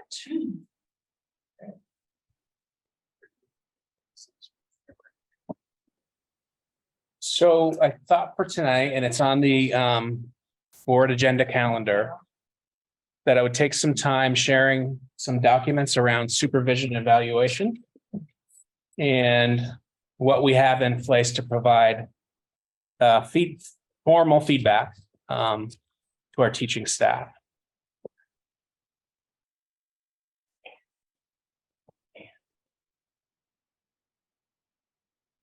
So those are being sent around. I think Paul's going to share the document on the screen as well for those of us joining by Zoom.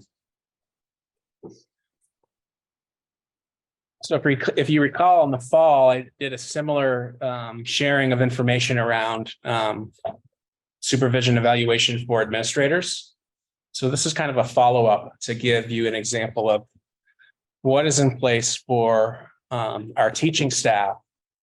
That is an agreement between our teachers union and the collective bargaining agreement, which is essentially an agreement between the teachers union and school boards. So what I would ask principals or supervisors to feel free to chime in as well. My intention is just to provide an understanding of what we do have in place.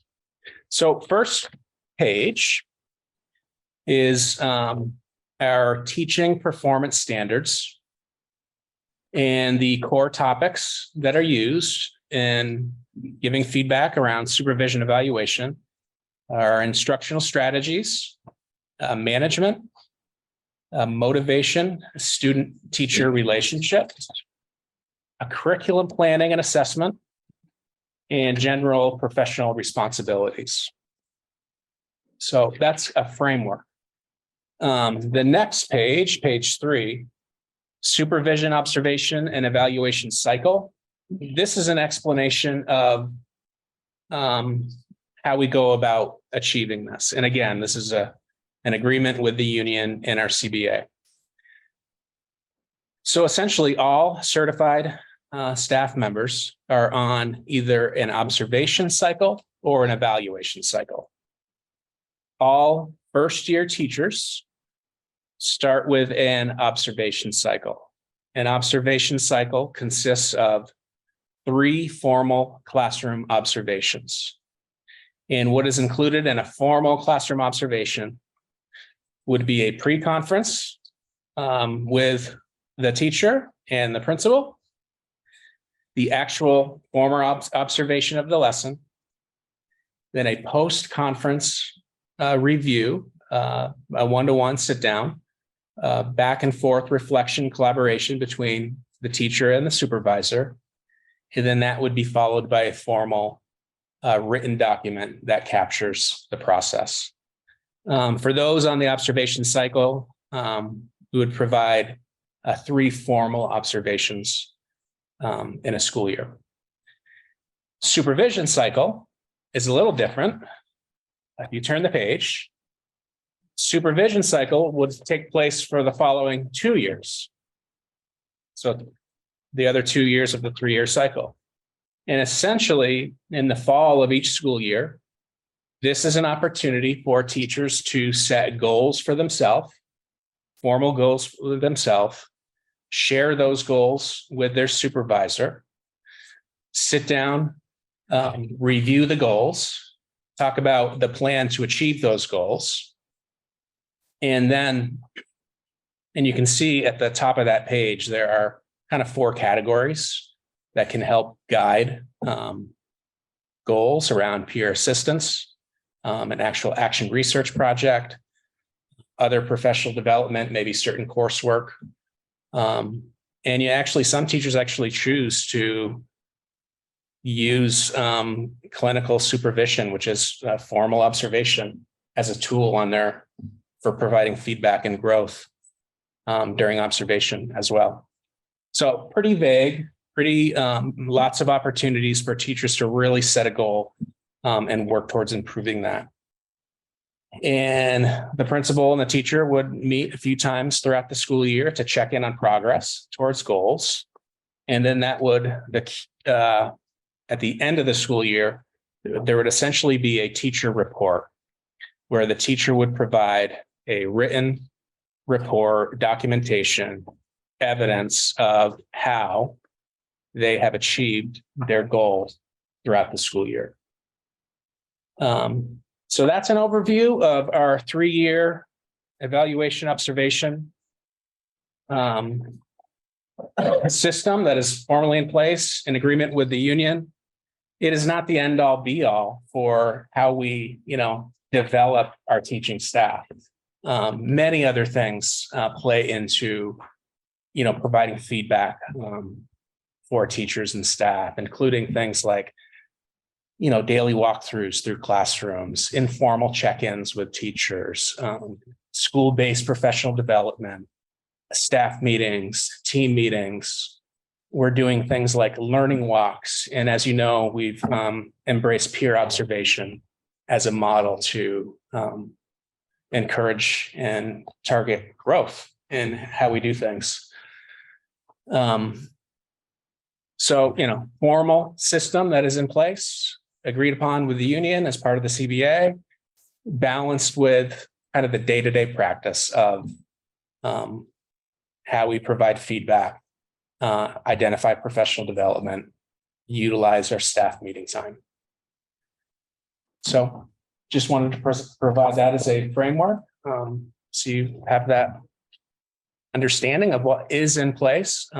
In the spring, we would like to, and I think it's on the calendar, provide a presentation on our peer observation progress this school year.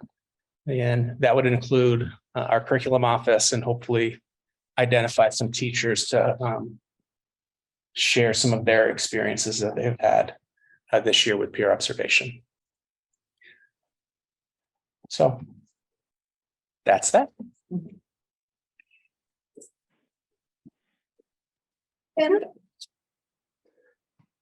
So I don't think the state of Vermont requires student evaluations, but I'm wondering, Mark, if teachers are allowed to do their own ask students to evaluate their courses and have those evaluations be entered into their record.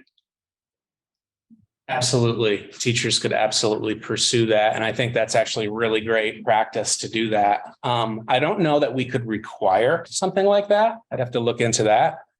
But Tim, I think that's great practice to ask your clientele for feedback on how things are going. And I think we could probably utilize Panorama in some way to do some of that moving forward. Thank you, Tim. Ben? Yeah, off of Tim's point, I was actually going to bring this up in a few weeks.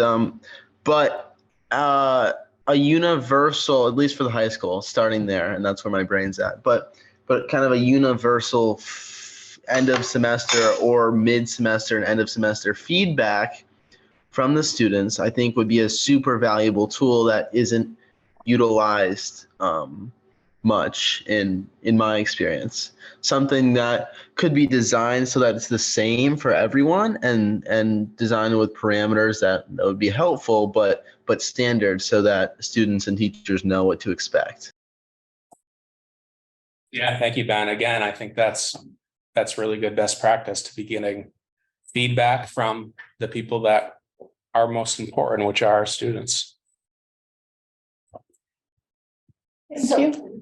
I think that works really well when students are asked to hold up a mirror and talk about their own level of responsibility in a course, how they came into it, what they've gotten out of it, what they might have done differently themselves as students over the course of a year or a semester. So students are the best judge of their own experience. Yeah. By social workers, I think the word clinical is confusing in that context. Can you elaborate a little bit more on what that means here?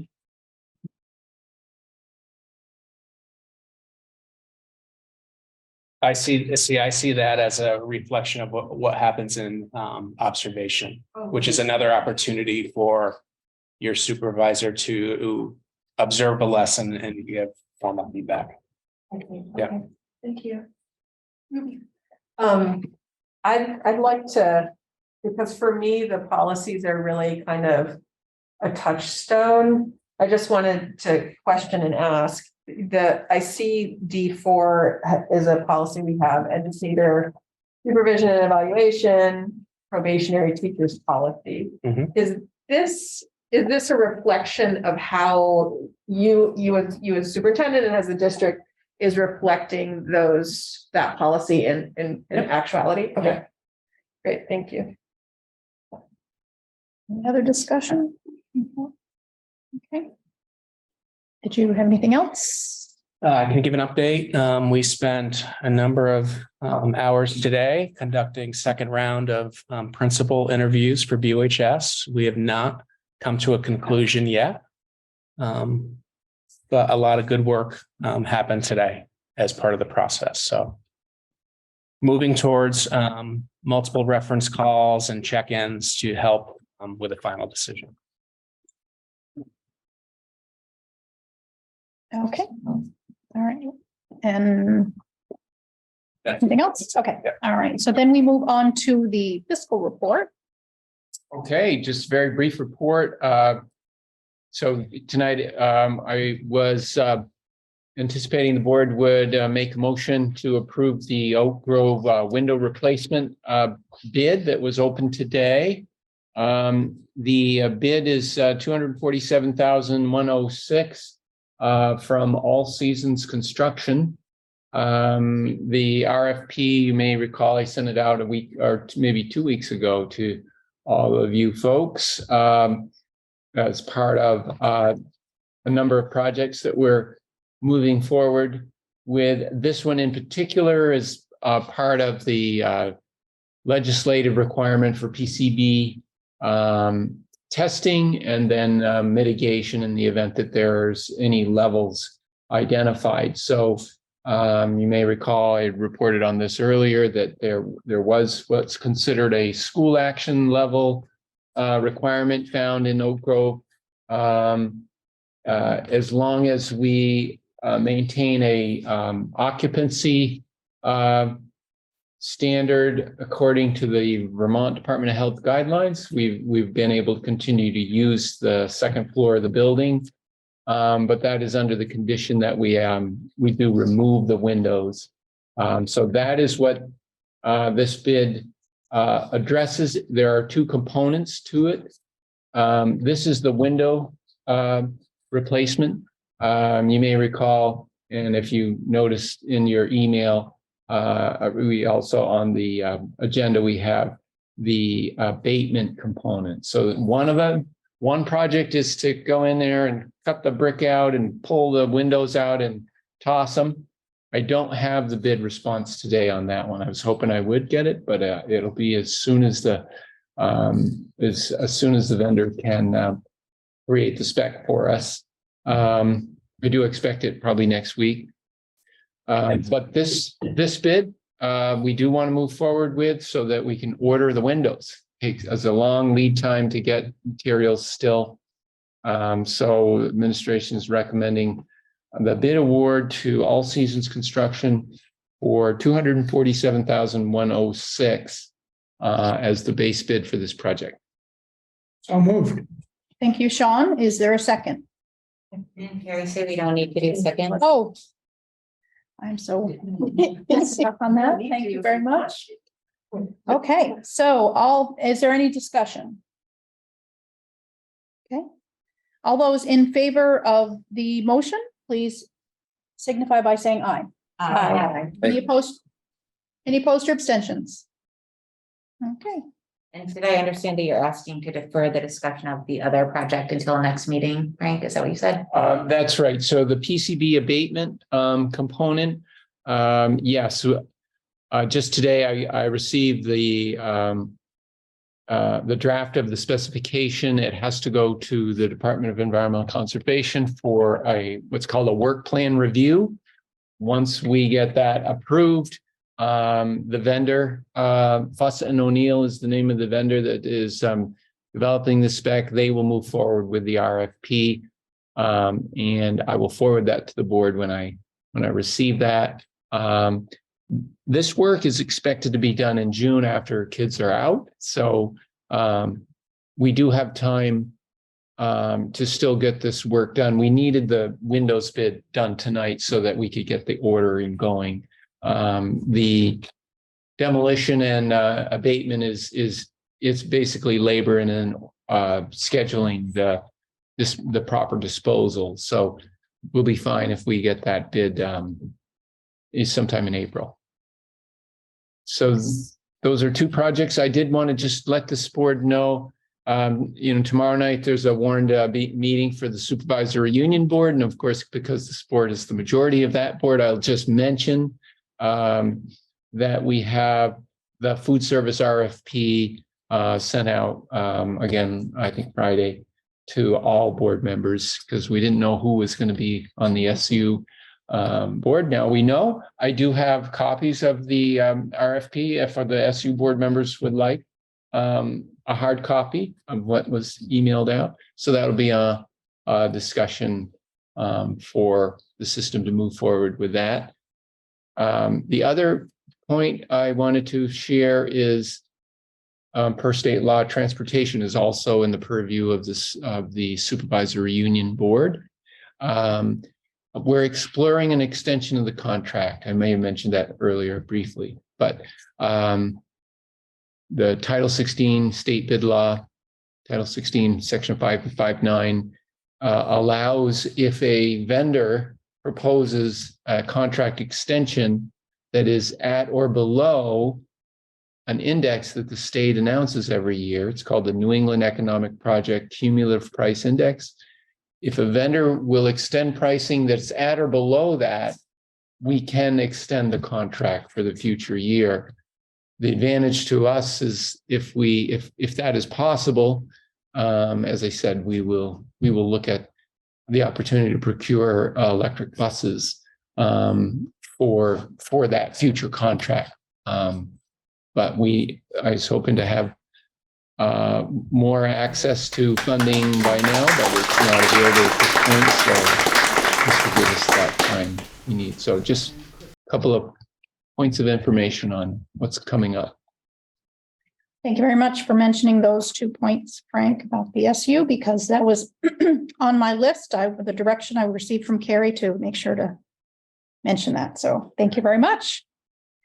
So if there's nothing else in the fiscal report, we are going to move on to the unfinished business. The only item we have is a sexual abuse investigation update. I will say I don't have anything else. I will leave it open to Mark, but I will ask the public to be mindful of the fact that we have 3 new board members and there may be items we need to get them updated. They may already have been updated on something, maybe not, I'm not sure completely, but just please be mindful that we have 3 new board members. So we are going to try to work through getting them up to speed on things. And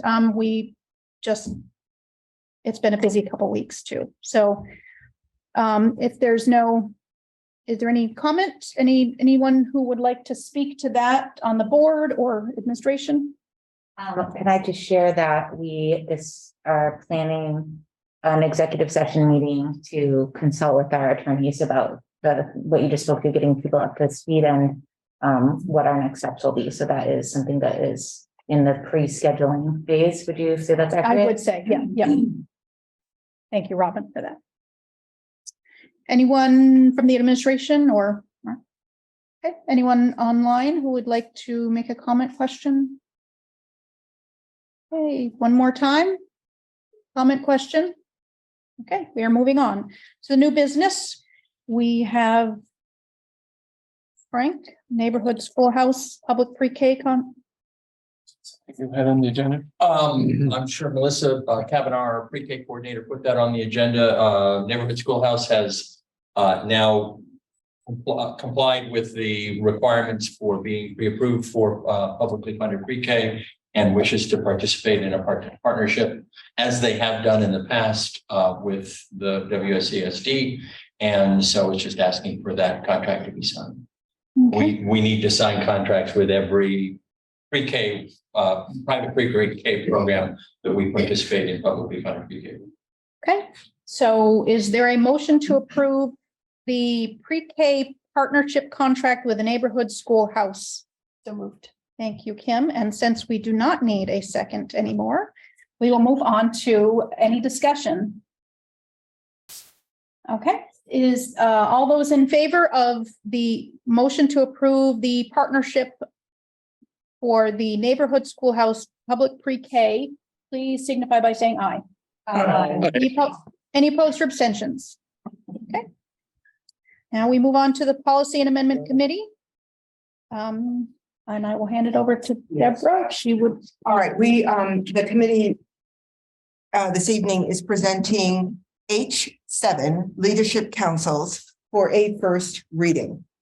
I would like to, as chair of the committee, I would like to thank Ruby McAdoo for comprehensive edits submitted so very long ago. And here we are this evening. So thank you.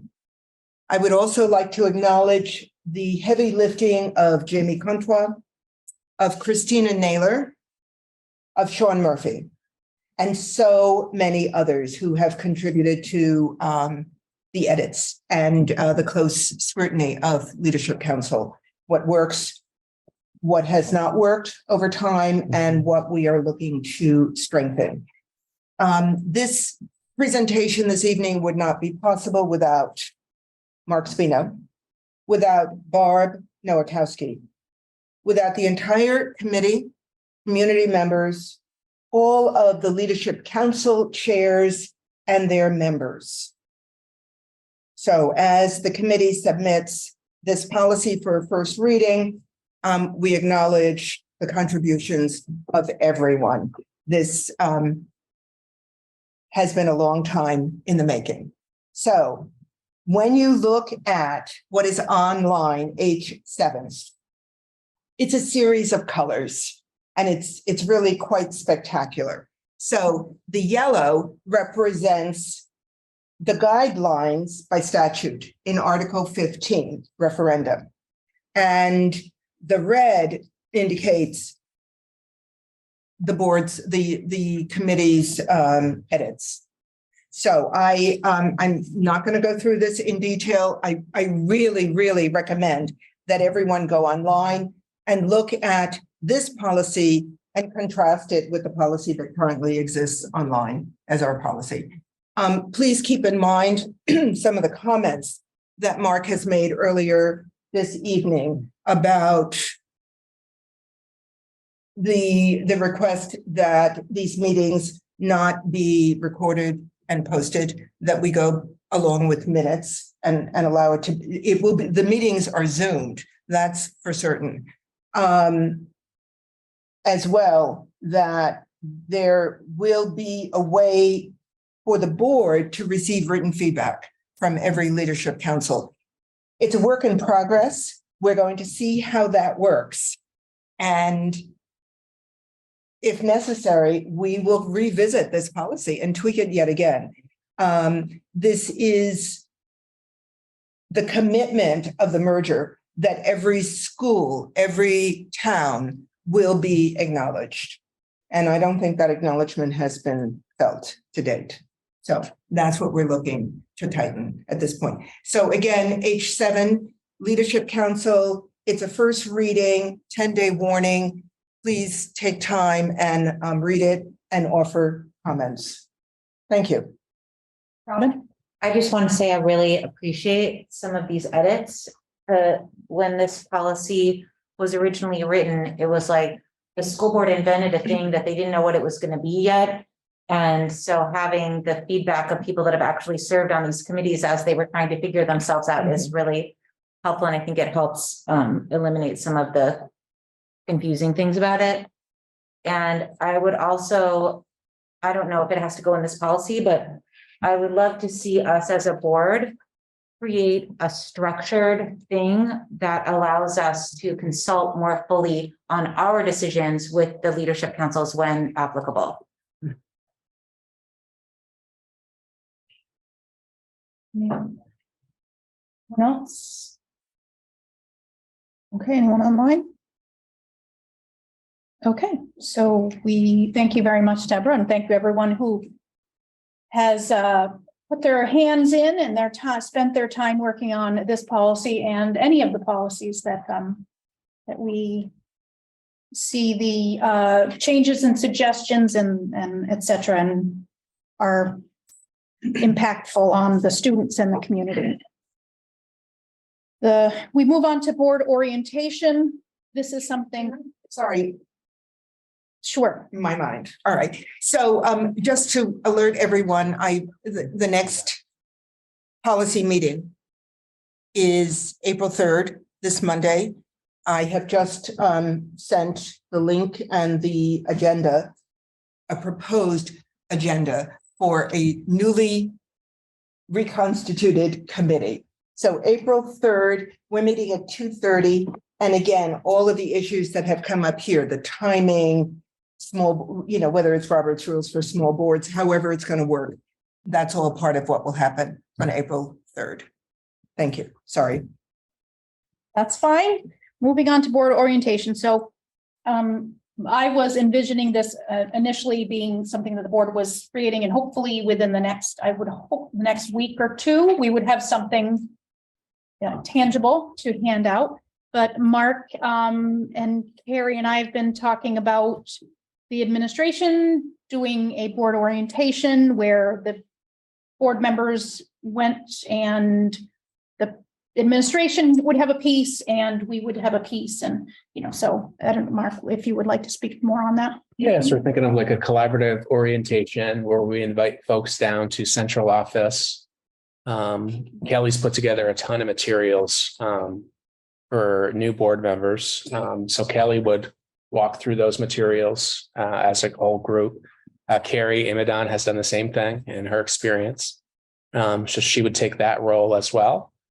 I would speak to the work that I do and how I work with board members. This would also be an opportunity to, Frank, but again, have Frank speak to his role.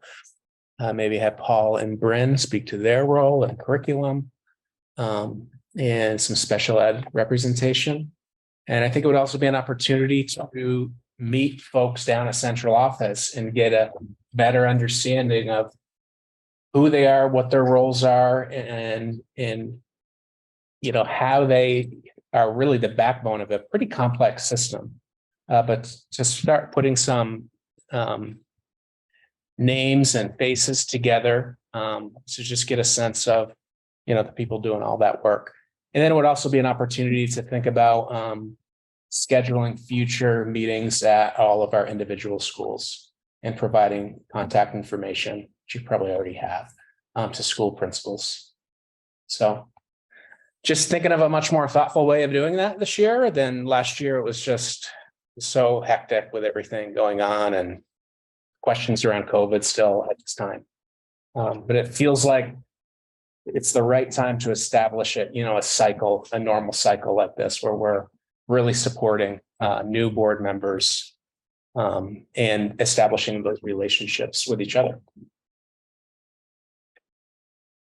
Questions? I have a question. Sure.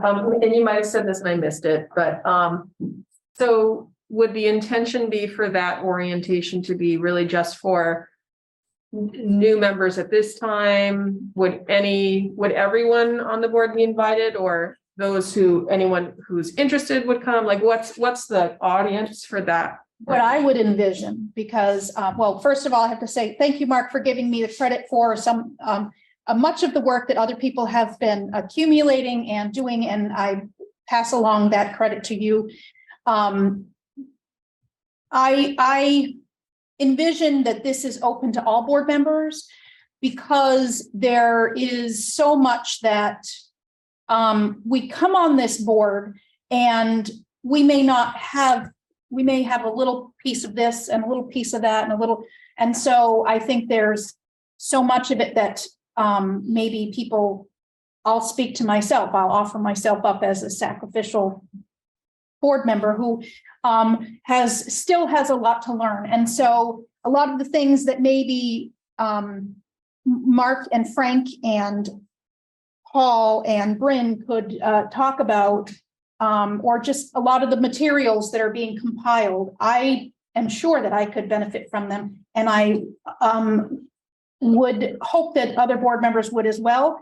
I would also hope that as the other board members are there, they may be able to speak to something and be able to sort of provide some benefit to the new board members or to the other board members. So that's what I was envisioning, is that it would be the whole board. It would be like a training. It would be, that's what I was thinking. Yeah, that makes sense. So I think I had suggested that we might come in with thinking about scheduling. I'm not sure if we're quite at that point though. So maybe we'll All or something like that. yeah, so we'll do a doodle poll to see in the next few weeks what people's availabilities are and try to get that. And in the meantime, I'll try to work with the other board members who are compiling things and try to get that sort of finished up and prepared. So the last thing we have on the agenda, it's not listed officially, it's listed as executive session if needed, but I do believe that we do have an executive session that is We have some resignations and new hires to. okay, announce. this is so then we will go back to the admin report and we will do the materials that Mark has for us. Okay, we have two resignations. Amy Buckhalter, a teacher at Guilford Central School, and Courtney Millerick, a teacher at Green Street School. Should I go right to the hires as well and do one thing? Sure. Okay. Maybe we should just accept the resignations and then we'll do the new hires in a separate motion. Is that okay? I'll move that we accept with regret the resignations of the two teachers named by Mark. Since we do not need a second, we will move on to discussion. And we will move on to all those in favor of accepting the resignations with regret. Please signify by saying aye. Aye. Any opposed or abstentions? Okay. I want to mix regret in the motion into talking about the new hires. If I wanted to take that. Oh, thank you, Robin. And we have four new hires. Abigail McNichol, BOHS English teacher. Courtney Millerick, Green Street School academic support teacher. Daniel Guerrera, BOHS English teacher.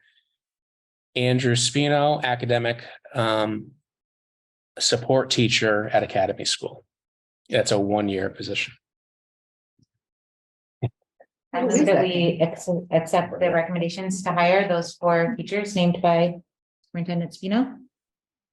Tim, Are we in discussion? we are in discussion. Yes. Okay, first I'd like to thank Hannah and Francesca for providing information about the new hires. To my recollection, we haven't had that much information about new hires, so I really appreciated that. I have a question. If it would be possible to share CVs on new hires with the board, even if it's done confidential in confidentiality. The more information that the board has on who the district is hiring, the better. Yep. So the intention of the documents that were shared prior to tonight's meeting were to provide kind of a summary of a CV. If you would rather just receive the CV, I think that would be fine. Robbie? My preference is to receive the summary and to allow board members to request as needed from central office if they so wish to see the CV. I think that it's just a lot of information, and it would be flooding a board member that isn't interested in that level of detail. I just am not sure that it's necessary for our board materials. Just have a question on the confidentiality of that too. If it's out in emails, if that's something that should be reviewed at central office, if a board member wants to read it. I mean, I just remember getting on previous boards, we could see it. It was brought to us, but it was collected at the end of each meeting. So we didn't have physical copies of that information. Probably a good idea. That's typical practice and what we do with our committees too. Yeah. So Maybe we could think about continuing to move forward with this summary. And then if requested, bring copies of CVs to the actual meetings that we would collect at the end of the meeting. Deborah? So I want to also express thanks. I have always felt vulnerable as a board member voting on a new hire when I don't know anything about the new hire other than a name. So it felt really good to read the summary. I think, and I am concerned about the CV being out there because of issues of confidentiality. However, to request it, to ask to see it means you're actually seeing it after the fact. So again, it's information that's coming in after I've submitted my vote. So there is that issue going on. The benefit of a CV for me is as we work with administration on hiring practices, especially in terms of reaching out and truly diversifying the workforce. And by diversifying, I mean all of the identifiers that exist having to do with that. It's helpful to see what the markers are for someone who is actually hired by the district in order to capitalize on that and strengthen it even further. So I would love to see the CVs, and for someone who feels on overload, you can always pass it by and open it and then close it quickly. So anyway, those are my thoughts. But again, thank you so much for this initial step. This is great. It felt so good to read those summaries. Thank you. Robin? I felt like what was being suggested with the CVs was not to request them after the vote, but after we receive these emails that come in advance of the meeting. If you see something in the summary that makes you say, oh, I'd like to see the whole CV, then Mark would bring that to the meeting and you could look at it before we vote on the hire. Yeah, certainly. Yeah. Oh, sorry. I was going to lower that, but I do have one more thing. I suppose it's too much to ask how the search was conducted. If it was anything beyond school spring. One of our goals, as Deborah just mentioned, is to diversify the workforce. And periodically, I think it would be beneficial to the board to hear how the district is getting the word out about positions besides simply school spring. Yeah, I agree, Tim. We could get that on a future agenda item and kind of present how we're approaching that and how we have approached that. I think that'd be a great topic for Stacy Musso to weigh in on, as well as people who hire principals, directors, coordinators. So I agree. Yeah. Actually, I think Eva's hand was up before me, but I'm going to also just keep my hand up. I was going to say that I also wrote for the CV because it's a safeguarding issue for me that when I was talking to my husband, he said that usually the names would come up and they would just vote for it. So getting that little detail was great, but I think just voting and just not really knowing who these people are, to me, is a safeguarding issue. So I think as a board member, I mean, I'll tell you, when I got the names, I did my own research.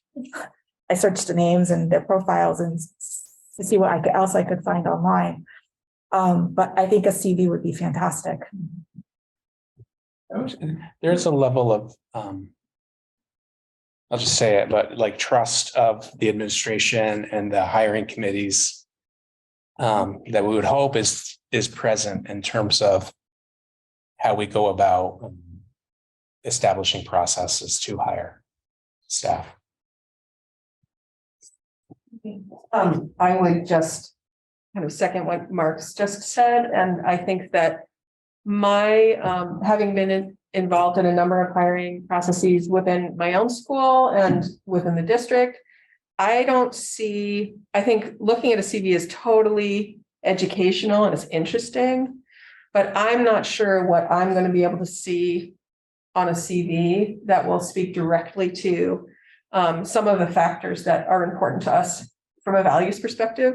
And when I looked at those summaries, the piece that I thought was missing, even from the individual summary, was kind of directly what Deborah referenced, where were there was how many people applied, what was the next level, how many were selected for interview.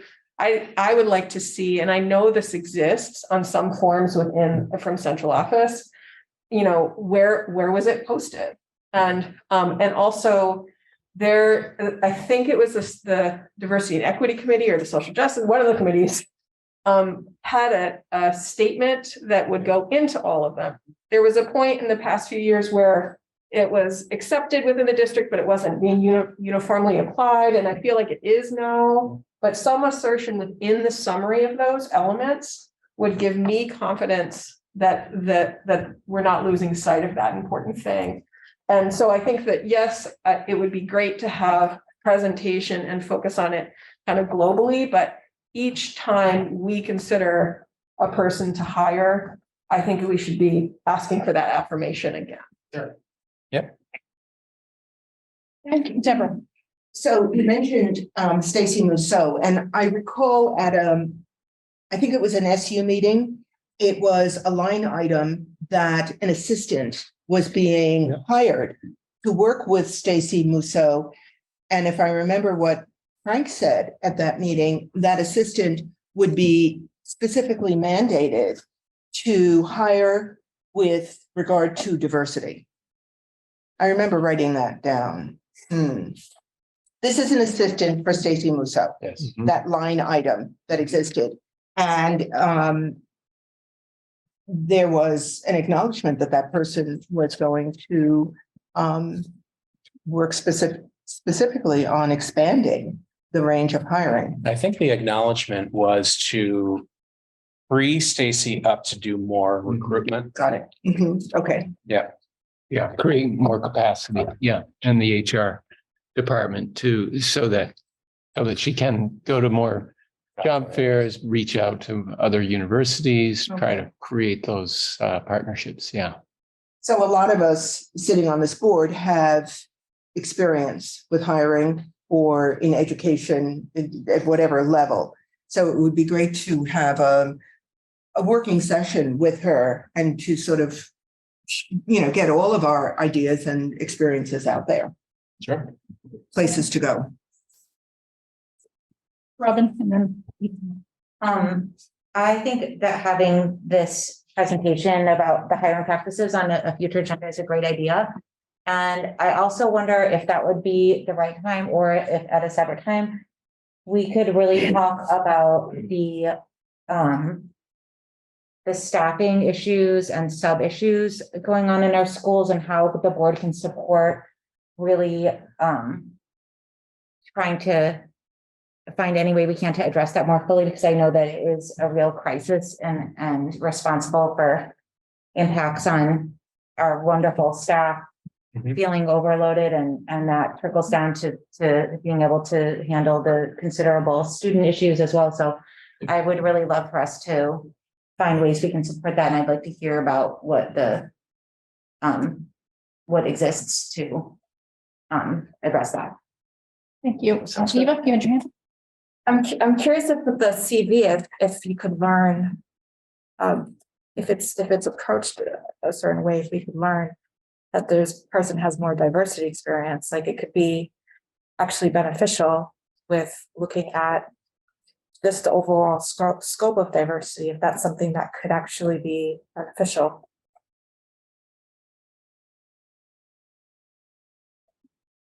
I just wanted to add, I think, in relation to what you were saying, Ruby, about just having participated in some of the committees for hiring and seeing the process, I think maybe a topic for future presentation would be to just take a little deeper dive into how we approach hiring of a teacher, for example, obviously vetting candidates through their CVs and the interviews, the references, and then having candidates come in to do actual teaching in our schools, really powerful. So to your point, Ruby, where you often like looking at a CV, you may, someone could have incredible credentials on their resume, but what we're looking for, our vision in this district in terms of, you know, how we want to hire someone so familiar with student-centered practices, so, you know, ready to hit the ground running, you know, in a school that is really placing student experience and all of these things we talk about at the board, like front and center. You know, it may be different when we meet that person, you know, in person, or we see, you know, them teaching. There's so much that comes from that experience. It's a really rigorous process for the candidates. And we could share, you know, a little bit about what that looks like. We are ready to move on to the executive session that,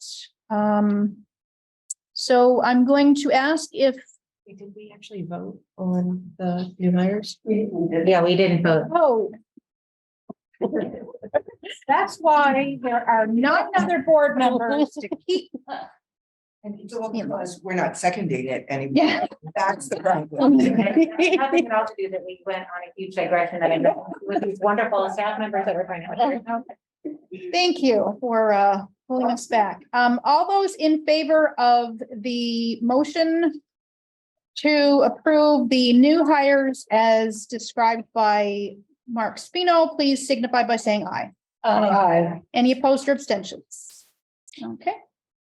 So now we are ready to move on to the executive session, which I hope will be very brief.